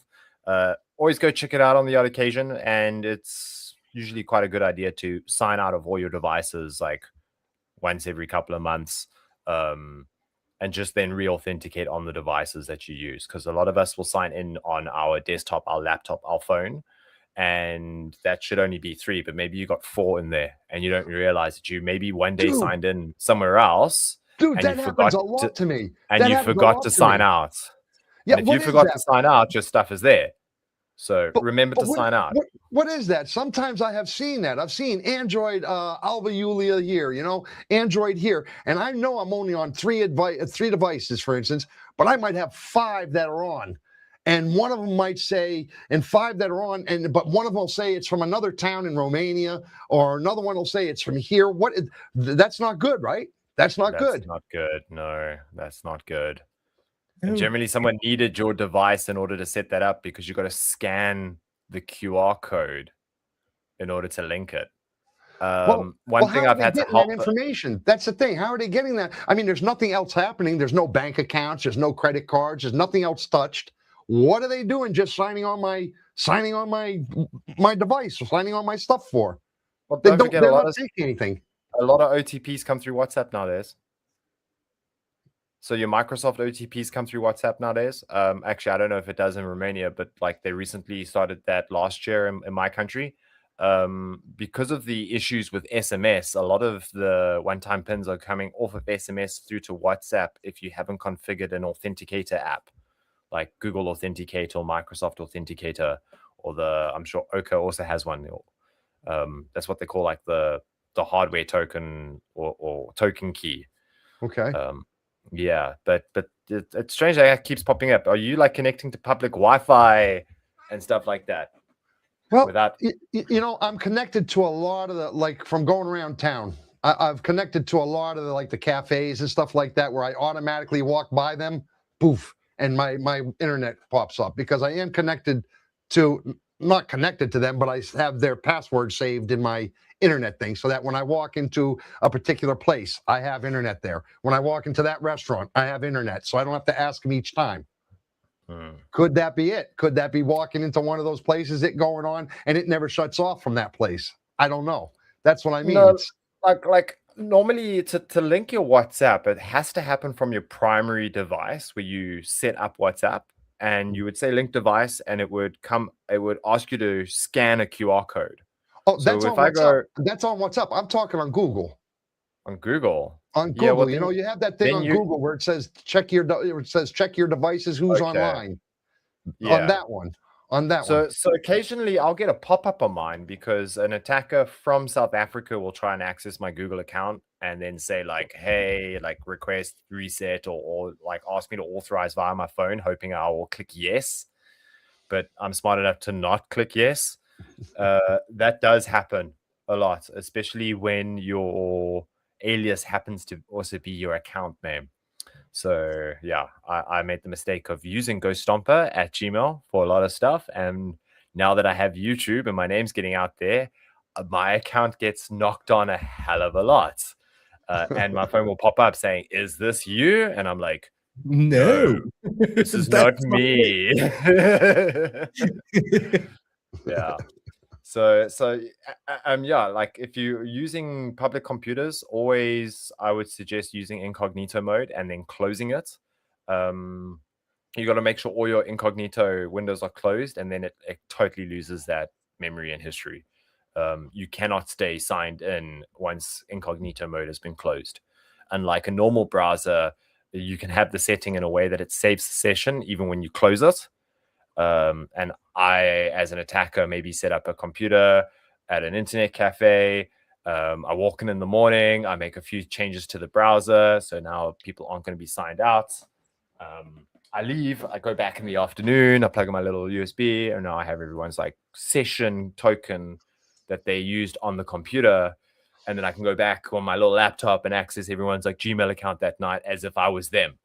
So yeah, like sign out of your sessions, revoke those tokens if you're using public computers that aren't your trusted device. And your trusted device is not a device that's in your possession. It's a device that only you use. So the family computer that 5 or 6 people and the friend can access, that's not trusted. No, don't trust it, especially if the family's involved. Do not trust anything they do. Listen, The biggest lesson from all of this is simple. Scams are not just about money. They're about pressure. They're about fear pressure, love pressure, opportunity pressure, emergency pressure. The scammer's job is to get you moving fast enough that you stop thinking clearly. So if someone wants money quickly, wants secrecy, wants gift cards, wants cryptocurrency, wants your security code, wants remote access, or wants you to ignore your own doubts, stop. Don't do it. Slow down, breathe, verify everything through official channels first. Tell someone you trust about it, and a real opportunity can survive a second opinion. A scam usually cannot. That's how people protect themselves through these scams we just gave you tonight. Not being paranoid about everything, don't do that. But by refusing to be rushed, isolated, or emotionally cornered, you can protect yourself. Thank you. We appreciate it. We have got our trivia coming up here now. Go Stomper, awesome. You did a great job. Thank you very much for helping us with those scams because you were the perfect person to have on tonight. So I'm really, really glad that you were here. You were the perfect person for this topic. It was total accidental that it worked out that way, but I'm glad it did. So I'll tell you what, when I actually went to go take a look at what the episode was today, I fired up the streams and I saw the title. I was like, oh, I'm gonna actually have to come here tonight. It's not that I'm gonna have my own stream and then bugger off and have dinner and then tune in later for like the trivia section. It's no, I'm actually gonna have to come on board here. This is right up my alley, which is strange because you guys were talking about stuff earlier, like the retail thing, and though I can't give too many details because of bloody legal agreements and stuff, I'm contracted to a very large major retailer here in my country. I think they call themselves like the second largest, so I can say it's not Checkers, but it's one of the others here in South Africa. And yeah, we see and hear of stories all the time. So if we're actively fighting to keep the bad people externally out, and we also constantly have to keep the people inside protected and safe and stop them from basically hurting themselves digitally, because like, you know, it can become a real skill issue. Not everyone had access to technology growing up, especially in this country. Especially in the areas that we operate out of in this country, and it's difficult to try and teach this alert and awareness that there's this invisible danger. Yeah. Like normally you would sense something wrong if a guy was coming at you a bit skiff with a knife and he was looking at you wrong. You'd see that before it was happening. And the problem with digital cybercrime is that you only usually realize once it's too late. Yeah. So yeah, look out for others. If you see somebody who's talking about something, like maybe get some more information about them. A couple of times I've actually stopped people from doing something, and other times I've had people tell me stories and I'm like, dude, I was literally a message away. I was a message away. You could have asked me. I could have warned you. So yeah, it's a community thing. Let's get the knowledge and the awareness out there. Like, it's only going to get worse. We have to know cybersecurity awareness the same way that we know not to walk under like something that's dropping heavy apples on our head, and not to like walk out in a lightning storm while it's lightning. Like, cybersecurity needs to become that sort of level of like safety and awareness that if you use technology, and even if you have a bank account or earn a salary, you need to know. Agreed. Be careful. Use your brain. Keep your eyes open, and just pay attention to everything you got to do. Ghost Hopper, thank you very much. We do appreciate it. Are you staying with us during our trivia? Are you going to chat? Or are you leaving us all around all together? No, I'll stick in chat. I do want to drop off camera so I can just drink a bit and also roll myself an after dinner mint. You go for it. Thank you very much, sir. You did a fantastic job. I appreciate you. Because I missed out last week's trivia, so I need to catch up on score. Yeah, you Oh, yeah. do. Yeah, you do. All right. Well, you should do very good tonight. You should do very good. It's pertaining, of course, to our content. Our trivia pertains to what we spoke about tonight. And, I wrote all these out manually myself. That was why it was so important to read everything, get everything done, because I wrote this trivia out myself tonight. So to make sure it was a lot of, well, you'll see. You'll see. So you had to pay attention. Thank you very much. Do appreciate it, I'll guys. see you guys in the chat. See you in the chat. Ciao, ciao, ciao. Thank you, Ghost Milo, Stomper. my brother. Yes. We have got our trivia coming up. What say you? Let's have a hell yeah, so I can get everything ready and done. I really, really hope that everything goes good tonight and we don't have any issues like we did last time. I'm really hoping for it. After this show, I'm starting to think that cybersecurity should be taught in school. You think so? Yeah, I mean, everybody uses technology nowadays. Everybody has even children. They have a bank card right now for the allowance and everything, right? Yeah. So even they have to be safe because they have the card connected to their phone. Yeah, that's true. So I vote for cybersecurity to be taught in school. From first grade. You don't learn how to write and read. You learn cybersecurity first. Man, I'll tell you, it's really something. I mean, because I'll tell you that what we went through tonight, it's some of those are so sophisticated that, a simple period or a dot or anything can really make quite the difference. And even the smartest of people can get caught up on it. And like Ghost Stomper, our guest, was saying, even the rich people and the well-off and, the people who don't need anything are getting caught up in these things now. So anyway, let's get to our trivia tonight. Let's get a hell yeah in there. Oh, you got your hell yeahs. Look at us. Oh, yeah. We're asking if you're playing trivia tonight, give us a hell yeah. And Shane, my man, I heard you got a new job, Shane Chambers, over there in Canada. I heard you got a new job, and it's working in one of them wacky tobacco shops. Is that true? Man, you need to start giving out bonuses for everybody who subscribes to It's Not Okay TV. That's what you need to do, man. That is what those people are perfecto, man. Those people are perfecto. You need to get subscribers from that place because you know what? They're gonna love the show. What can I tell you, dude? Do you have all our hell yeahs in here? We got a ton of them, bro. Oh, we yeah, got a ton of people on this trivia. We got Machine, we got Nomad, we got Renee, Icebringer, Sora, Kashmira, Triker, my Ghost Stomper. Man, you got them all? I got them. Okay, well, if anybody's going to join us, anybody out there in Sandman land who's watching but not joining, it was about tonight's content. Here we go. Get in there with a hell yeah so we can get your name up. The winners of each of our weekly trivias, as you know, we have trivia on Sunday and Thursday night. And the winners of those two nights join us on Sunday nights. Topic like Ghost Stomper did tonight.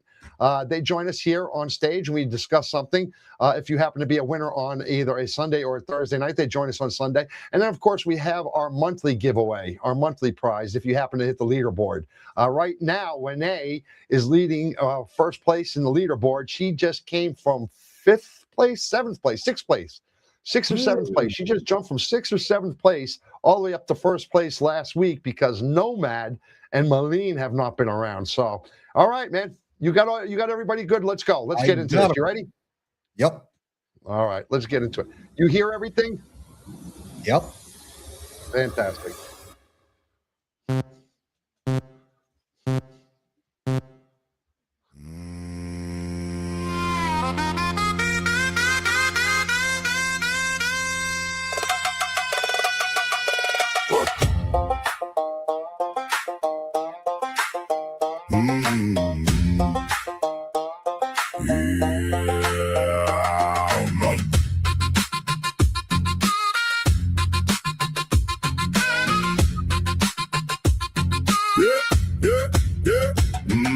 We built this thing from a room and a wire.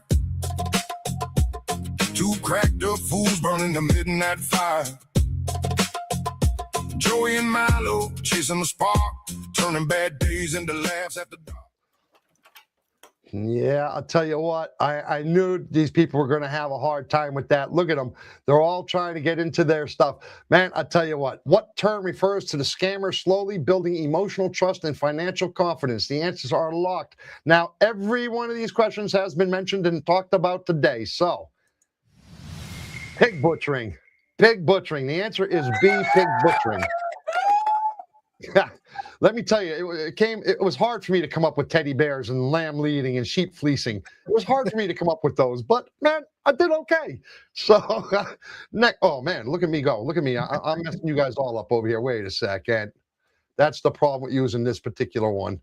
I have to try to balance everything just right. There we go. Next question. 2 out of 15, guys. No big machine, no polished parade, just jokes, truth, and the noise we made. Unfiltered, unapologetic, wild and free. That's the heartbeat of It's Not Okay TV. We go live on YouTube and Facebook. Tell all of your friends to come have a look. Sunday, Tuesday, Thursday night. 740, the sparks we ignite. GMT+3 when summer moves. GMT+2 when winter grooves. Find the madness, play along at It's Not Okay TV.com.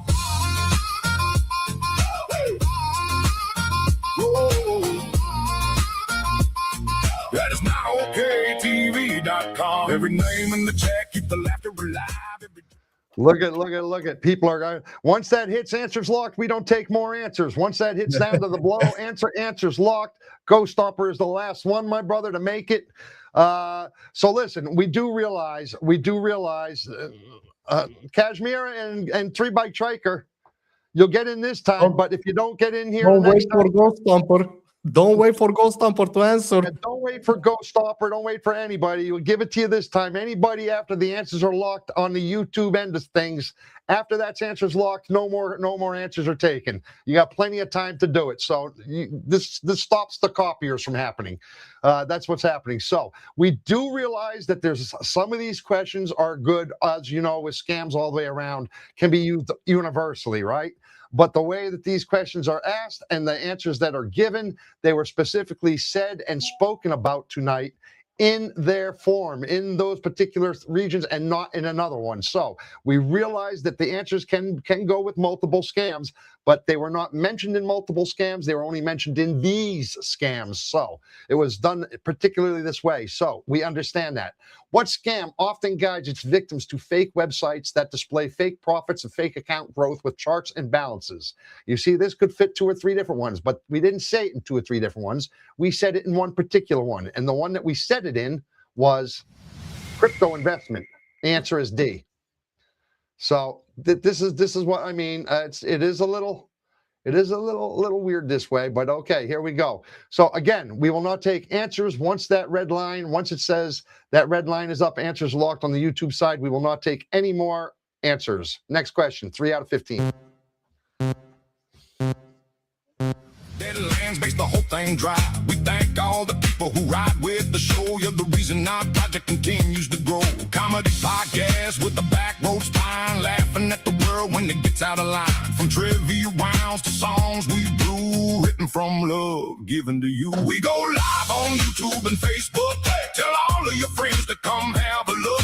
Sunday, Tuesday, Thursday night. 740, the sparks we ignite. GMT+3 when summer moves. GMT+2 when winter grooves.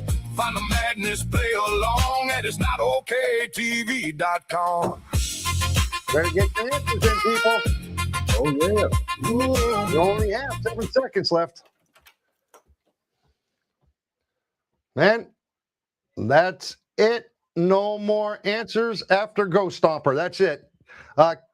Which up to you whether you take those last 2 that squeezed in at the last second there, my brother. Up to you. Huh? I'll take them this time. Okay, well, they did squeeze in just as that thing went. They did just in last minute. Well, people, you need to stop waiting to try to copy because it ain't working for you, okay? I can guarantee you that. In the opening monologue, Joey told you what these modern day scammers understood. Chances are it was all of these answers. But in the opening monologue, it was stated specifically, A, human behavior. A was the answer. So Ghost Stomper is the one that got it right. Yep. Ghost Stomper got it right. In the opening monologue, Joey told you what these modern-day scammers understood. It was human behavior. Now, it's true. They understand desperation and dreams of success and human gullibility. But that's not what was mentioned. So that's why you must pay attention to the content. Next question.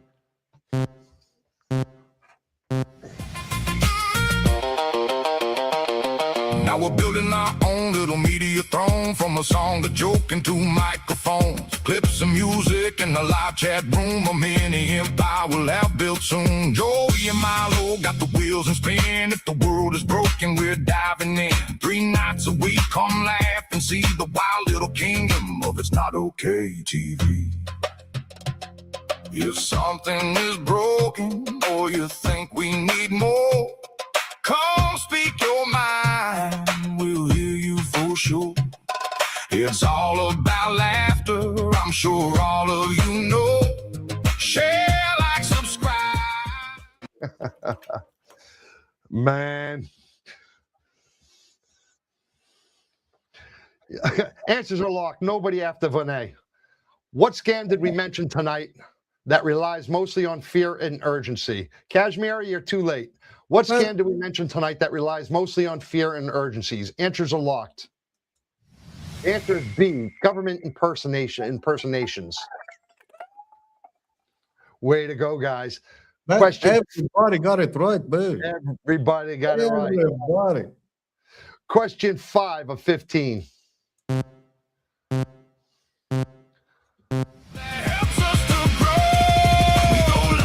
YouTube and Facebook. Tell all of your friends to come have a look. Hey, Sunday, Tuesday, Thursday night. Hey, 7:40, the sparks we ignite. GMT +3 when summer moves. GMT +2 when winter grooves. Find the madness, play along at It'sNotOkTV.com.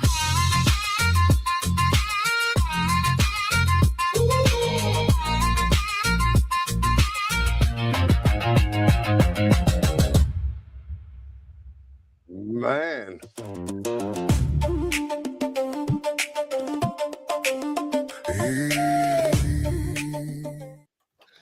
Which scam sends text asking if they made suspicious purchases, followed by calls from fake fraud departments requesting verification codes? Answers are locked after Ghost Stomper none. But the answer is C, bank fraud. And everybody got it right. Man. Everybody got it right. Everybody got it right. See, my brother, they did pay attention. They did pay attention, didn't they? Oh, yes, they did. Well, I have to kind of go with it because, man, 6 out of 15.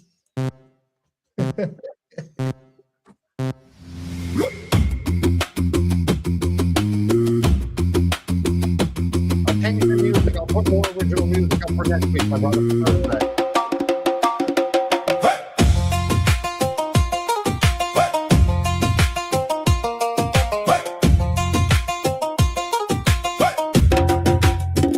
Ray grew up broke on the edge of town, wearing old shoes while the others looked down. Mama worked doubles, the bills paid late. He learned real young how hunger tastes. He stacked night shifts, saved every dime, took every class he could afford online. Now he doesn't brag with fancy cars or golden rings, but now mama has a house with a fancy porch swing. Man, what scam works because people want the opportunity to be real, especially when they need income quickly? Answers are locked after Triker. Always Kashmir, the last one. I don't know how. I don't know how. After Kashmir, it's locked. Kashmir, you really got to hit the live button to your phone, or we just got to stop taking. Yeah, I know. We got to stop taking her answers if she's not going to get in there a few seconds earlier. Reveal, I mean, it's just not fair. Reveal answers. Hey, fake job. Yes, indeed. Hey. Hey, everybody got it right, my brother. Everybody got it right. Yeah. Which is impossible. Dude. But I think Ghost Stomper created a group chat with everybody, and he feeds them the answer. Yeah. I don't believe that. Yeah. Or Renee, because she's the first one answering. She's Or the first Renee, one yes. answering. Yeah. But it's impossible for them to all have paid so much attention that they know exactly what these were, man. It's impossible. I ain't buying it. 7 of 15. I ain't buying it. There's a scam going around. Everyone pays. Some count cash, some want better days. Another wants cheers and be known through the land. Some just need a loving heart to understand. 3 hard roads, 3 different dreams. We all have our beliefs of what success means. You fight through hardship, loss, and pain, and turn all of those lessons into your game.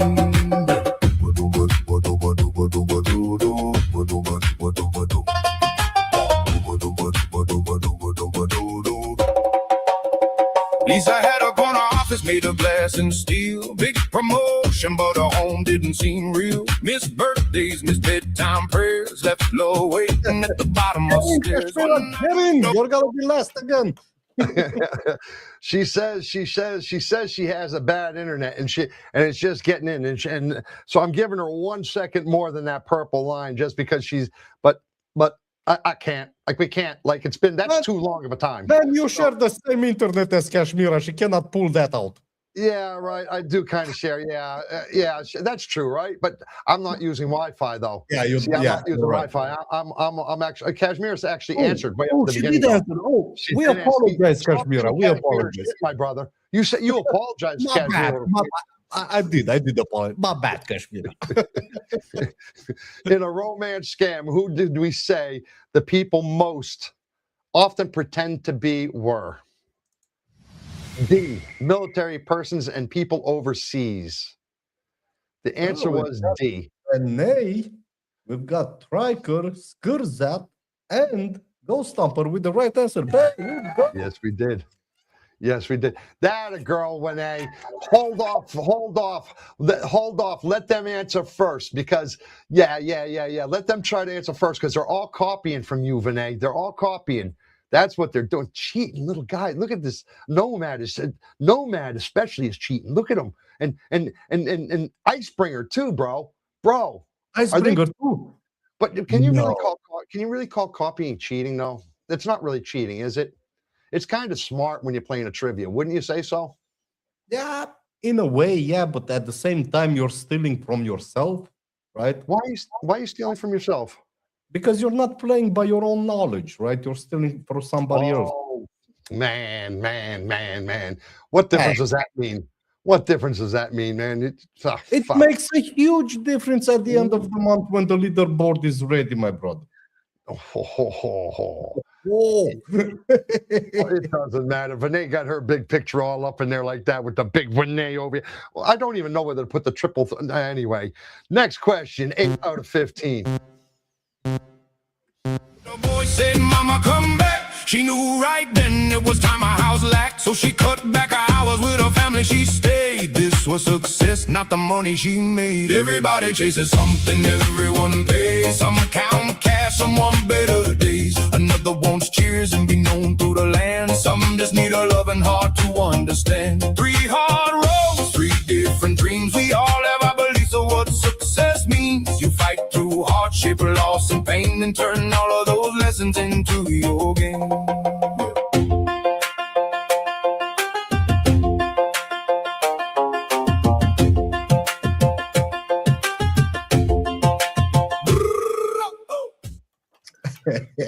Now Vinay is copying my brother. Look. What's going on here? And so goes the life of trivia. What can I tell you, my brother? Which scam says to disconnect from the internet immediately? The answers are locked. Immediately disconnect from it. All these answers were what we discussed tonight. C, tech support scam. Kashmira did not get it right, and everybody else did. Ashai? Kashmira? Oh, I give her props for getting in there early, but as my brother did. Yeah, yes, indeed. Man, question 9 of 15. Let's rock with it. Man, Ghost Stomper. Oh, I was going to say he didn't get in there. I saw 3 Oh lines. no, he did. He waits to be last. Yeah. No, that's my girl, Kashmir. You don't copy. You do it legit. You is the shit. That's the way to get on my wife's good side.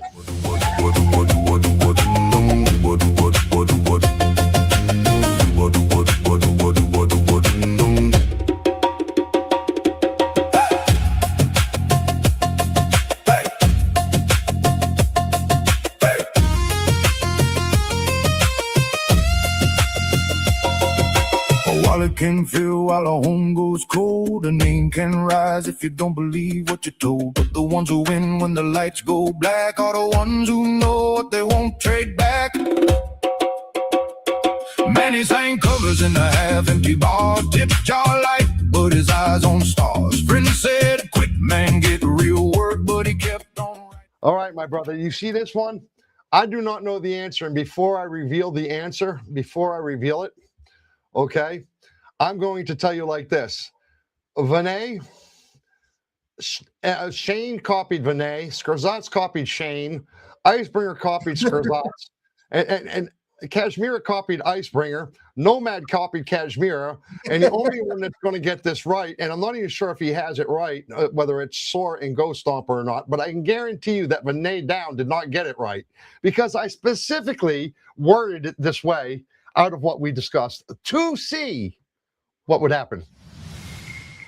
The answer is B, business email scam. Ghost Stomper and Sora got it right. Yep. I specifically put that real estate buyers part in there because we did mention it under this particular scam. And I knew they would all go for the rental scam. I knew they would when they saw that real estate. But this is not trivia of old, my brother. This is manually made trivia. I painstakingly read through everything now and pick out all these things and make it myself now. Not ChatGPT, not nothing. I come up with, you people, pay attention. Next question. Non-Googleable. And I see who the copiers are. I see who you are. We see them, Milo. Question, question 10 or 15. Yeah, that was a nice one, Vinay. I agree. Out and heard one social media clip made his song take flight. By Monday morning, his name burned bright. Now fame knock loud, a household name. He has succeeded. Life won't be the same. Everybody chases something, everyone pays. Some count cash, some want better days. Another wants cheers and be known through the land. Some just need a loving heart to understand. 3 hard roads, 3 different dreams. We all have our beliefs of what success means. You fight through hardship, loss, and pain, and turn all of those lessons into your game. Make it your own. I feel like Ghost Stomper does on his channel now. I like this. Yeah. What can I tell you, man? What scam discussed tonight says these are extremely common because they target everyday behavior. Now that's the important part. Reveal the answer. Fake delivery scam. A. And look who got it right. Who got it right? Nomad got it right. Sora got it right. Ghost Stomper got it right. And that was that. And that was that. We are separating the men from the boys and the women from the girls tonight, my brother. We have got a trivia that is biblical. It's epic. It's pick your word. It's all part of it. 11 out of 15.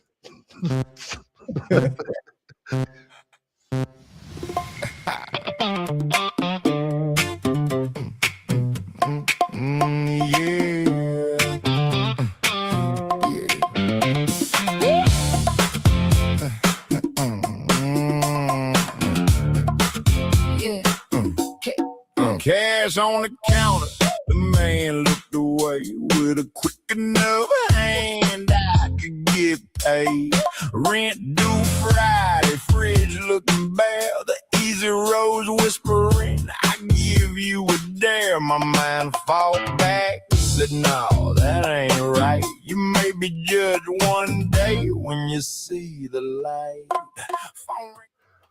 Whoo, man, I'm working up a sweat over here under this lights. Whoo. Man, answers in. Go Stompers, last one. Contact your card provider immediately and request a chargeback. That's the important part here. Request a chargeback if payment was made. That's the part that was spoken specifically in only one scam tonight. The first thing to do, advice belongs to which scam? Bam. B, online shop. Look at them go. Everybody got it right, my brother. They all got it right, man. They all got it right. Whoo, Ghost Stopper, you ain't kidding. He says over here, look at him. He says, chair dancing. That's how we stay fit. I'll tell you what. If I did this every night, I guarantee within about a month's time, I will have lost probably 5 or 6 pounds easily, because I'm sweating my. Woo, Jesus. Question 12. Man, I love this music, dude. I'm sorry. I love the music. I'm here all over the place going, yeah. It makes your body go, bro. Question 12 out of 15.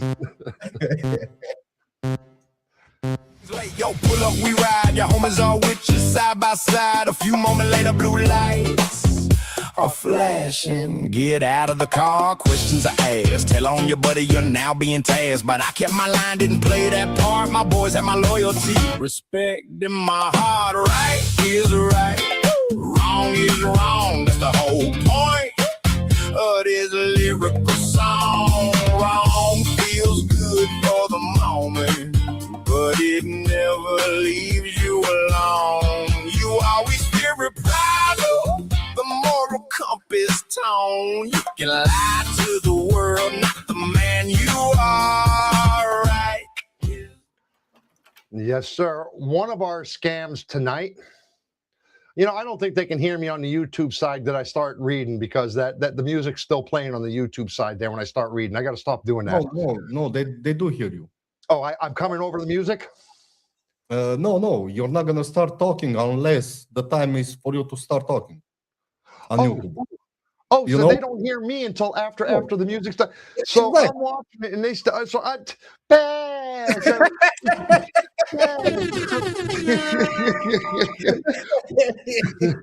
One of our scams tonight says to report the listing to the platform and contact your bank if money was sent. Which one was it? It was C, the rental scam. And everybody got it right, my brother. Yeah, I figured they would because of the listing. the listing. Usually that's used in the real estate terms, so I kind of gave them an easy one on that one, and they did good. Well done, people. Well done.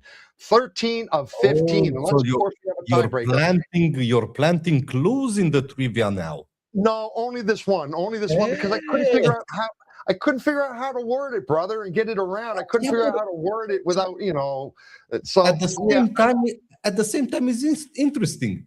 Plant a clue in each trivia.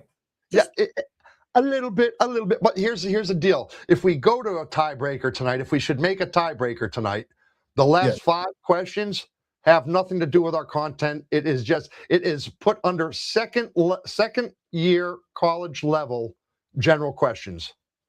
I did not make them up. ChatGPT made up the last 5 questions if we should hit tiebreak. So if we don't get there, right now we're at question 13 of 15 of our content. Let's do it. Right, it should be a northern star.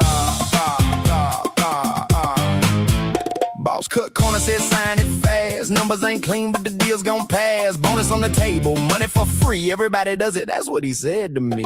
Pen in my hand, heart saying wait. Some doors you close before it's too late. Girl in my DM, no, she ain't mine. Got a good one home who keeps me in line. Temptation loud when the night runs long, but respect don't bend just cause it feels strong. Turn away, let silence talk. Real love stands, fake love walks. Right is right, wrong is wrong. That's the whole point. But it's a lyrical song. Wrong feels good for the moment. Okay, you guys, get your answers in there. We're getting to the end. And And we got Ghost Stomper is the last one. Answers are locked after Ghost Stomper, and it is answer D, credit cards. That's correct. That is correct, because it's not your money. I like how he put the explanation there. Why? It's true. It's not your money. That's the best protection. And if it's not your money, they're going to help you out with it, right? Exactly. Well done, Ghost Stomper. Next question. 14 out of 15. It never leaves you alone. You always fear reprisal, a moral compass tone. You can lie to the world, not the man you are. Right is right. It should be a northern star. He said, don't tell him, eyes full of fear. Friend in trouble, but the truth's right here. Cover him up or spill the beans. That line gets thinning on you, he leans. Do you speak the truth or shy away? Lose a friend, you surely may. Mirrors don't lie when face to face. You carry your choices all over the place. Ain't about perfect, it's what you choose when nobody watching. What do you lose? Peace, it's different when your hands stay clean. Man, we got... What scam tonight mentioned small payments of a few dollars is the usual method of initiation because it lowers suspicion. We got last answer in was Skrzats. And the answer is fake delivery. Yeah, fake delivery. The fake delivery scam is the one that's right. Ask you for a few dollars to get the package there, to get your thing. That is 100% correct. Who got that right? Ghost Stomper, Skrzats, 3-Bike Triker, and Nomad. Yeah. Well done, guys. Well done. 15th and final question, because I do not think we're going into overtime tonight. I do believe we have a clear winner, don't we? Oh, yeah. Yeah. I'm not going to say who. I'm not going to say who. I'm going to keep it as a surprise, but we have a clear winner. I kind of know who it is, and I think they are 100% for 100%. Right? So, question 15 of 15. Here we go. Live with yourself on a daily routine. Right is right. I don't bend. I don't break. Even if I stand here alone with the choices I make.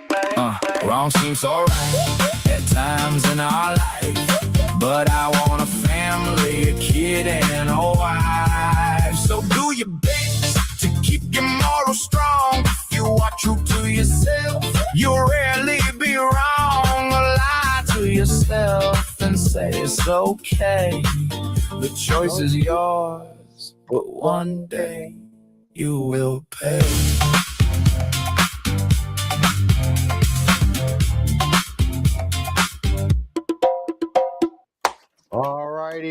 Alrighty. That there was question 15 of 15, the final question. As you can see, well, you see 15 of 20 up on my screen, but we're supposed to have a second screen that says final question. But we only do 15 of 15. We don't go to 20. That extra 5 for anybody who's looking is for our tiebreaker round. I have got to fix that with the second screen thing, so you do no longer see that.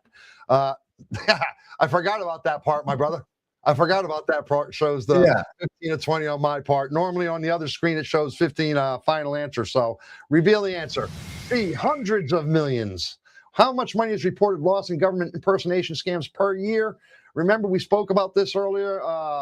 Ghost Stomper had said this must be in America only because in the worldwide, it's in billions probably. But we had said hundreds of millions. Yeah, and Shane chose the D as Ghost Stomper. Yeah, he chose. Yeah, he did. But it was in the hundreds of millions because we were speaking of America, and we were clear about that one. Yeah. So, yes. And even Ghost Stomper says, see, according to Joey. Yeah, exactly. It's not according to Joey, Ghost Stomper. It's according to the American fact that Jesus, H, Mary, and Joseph. I should, from now on, do not let me do anything American style from in front of this guy. It has to be worldwide. That's it. That's the only way, my brother Milo. All right. I can shut trivia down because we got a clear winner, yes? Yep. Okay, we got a clear winner. I'm shutting the trivia down. I'm going to go ahead and do that. Trivia is off. Let me see. You took it off the screen already, bro. No, I did not. Oh, it came off as soon as I shut the tab down then, I guess. Probably. Okay. I did not touch it. All right, very cool, very cool. So then, you want to tell the people, or should I tell the people who the winner is? You know what? You didn't see the leaderboard, so why don't you tell the people? I am clueless. I do not know. I do not know. I do not know. How about give it a shot? Who do you think the winner is for tonight's trivia? I think congratulations to none of you except for Ghost Stomper. And Ghost Stomper is the winner with a score of, I will give him 17 out of 15. 17 out of 15. He was 2 ahead of us the whole time, man. He actually made 15 out of 15. That's an A+, my brother, on the test. Yeah, that really is. Way to go, Ghost Stomper. Way to go. Congratulations to you. Vinay, Nomad, Shane, Icebringer. Let me see. Kashmir, Skurzats, Three Bike Triker, Sora. You guys all did fantastic. Thank you for joining our trivia tonight. And at the same time, I want to add something. I have to say, man, I have to give kudos to the second and third place because they did quite good for this trivia, even though it was quite hard. We've got Nomad on second place with 12 out of 15, and Triker in third place with 11 out of 15. Hey! But all by themselves at 12 and 11? All by themselves at 12 and 11? Man, better than Vinay, better than Icebringer, better than all of them? Yeah. We've got Vinay with 10 and Skurzat with 10, and then we've got Sora with 9, Icebringer and Kashmira and Shane Chambers, they're together with 7. Man, I gotta ask a question. How does it feel to be beat by a 10-year-old? I just need to know.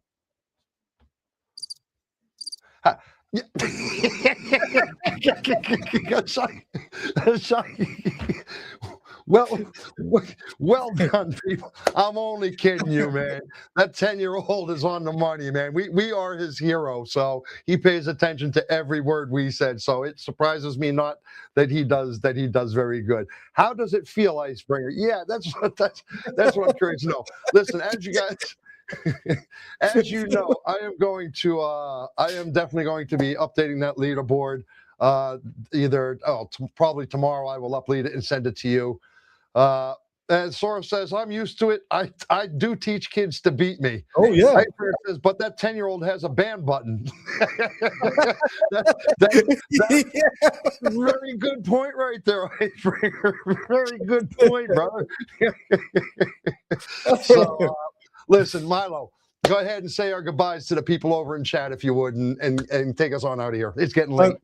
First of all, I want to thank Ghost Stomper for being here with us tonight and giving us the knowledge and the know-how to avoid all the scammers out there and how to protect our personal data. I want to thank everybody in the chat room for joining us. We had a blast. I had a lot of fun tonight. And like always, spread the love, spread the kindness, stay safe on the online, and we can't wait to see you on our next live episode. Yeah, definitely. Listen, I'm just reading these last couple of comments here. I get beaten by a 10-year-old who also says they did things to my mom. That's online. That's horrible, dude. That's horrible. Lecca, very good show, she says. Thank you very much, Vinay, for joining us and keeping the chat moving along. You did a fantastic job. Vinay was supposed to join us here tonight as well, yes. But she preferred to be over in the chat and keep things moving for us, which I appreciate her very much for. Thank you, Vinay, from our heart. Like I said, we'll touch base with you. Hey, everything my brother said, you know I got nothing but love for you people in the chat. Got nothing but love for anybody who joins us here. If you haven't already, hit the share, like, subscribe for us. At least to subscribe, yeah, it's free for you, but it means the world to us because it helps us grow this channel. We work very hard for you, as you can hear with the music and the trivia, our content. We work very hard to bring this to you, so a subscribe would really go a long way to help us grow. Thank you very much. And Go Stomper, I thank you very much for your participation, and you really brought a lot of value to tonight. I'm Joey Shits on behalf of my brother Milo Giggles over there. Am I pointing the right way? Yeah, exactly. On behalf of my brother Milo Giggles over there, I'm Joey Shits. Together we make shits and giggles. This here, it's Not Okay TV. We'll say so long, farewell, but it's never goodbye. Catch you Tuesday night.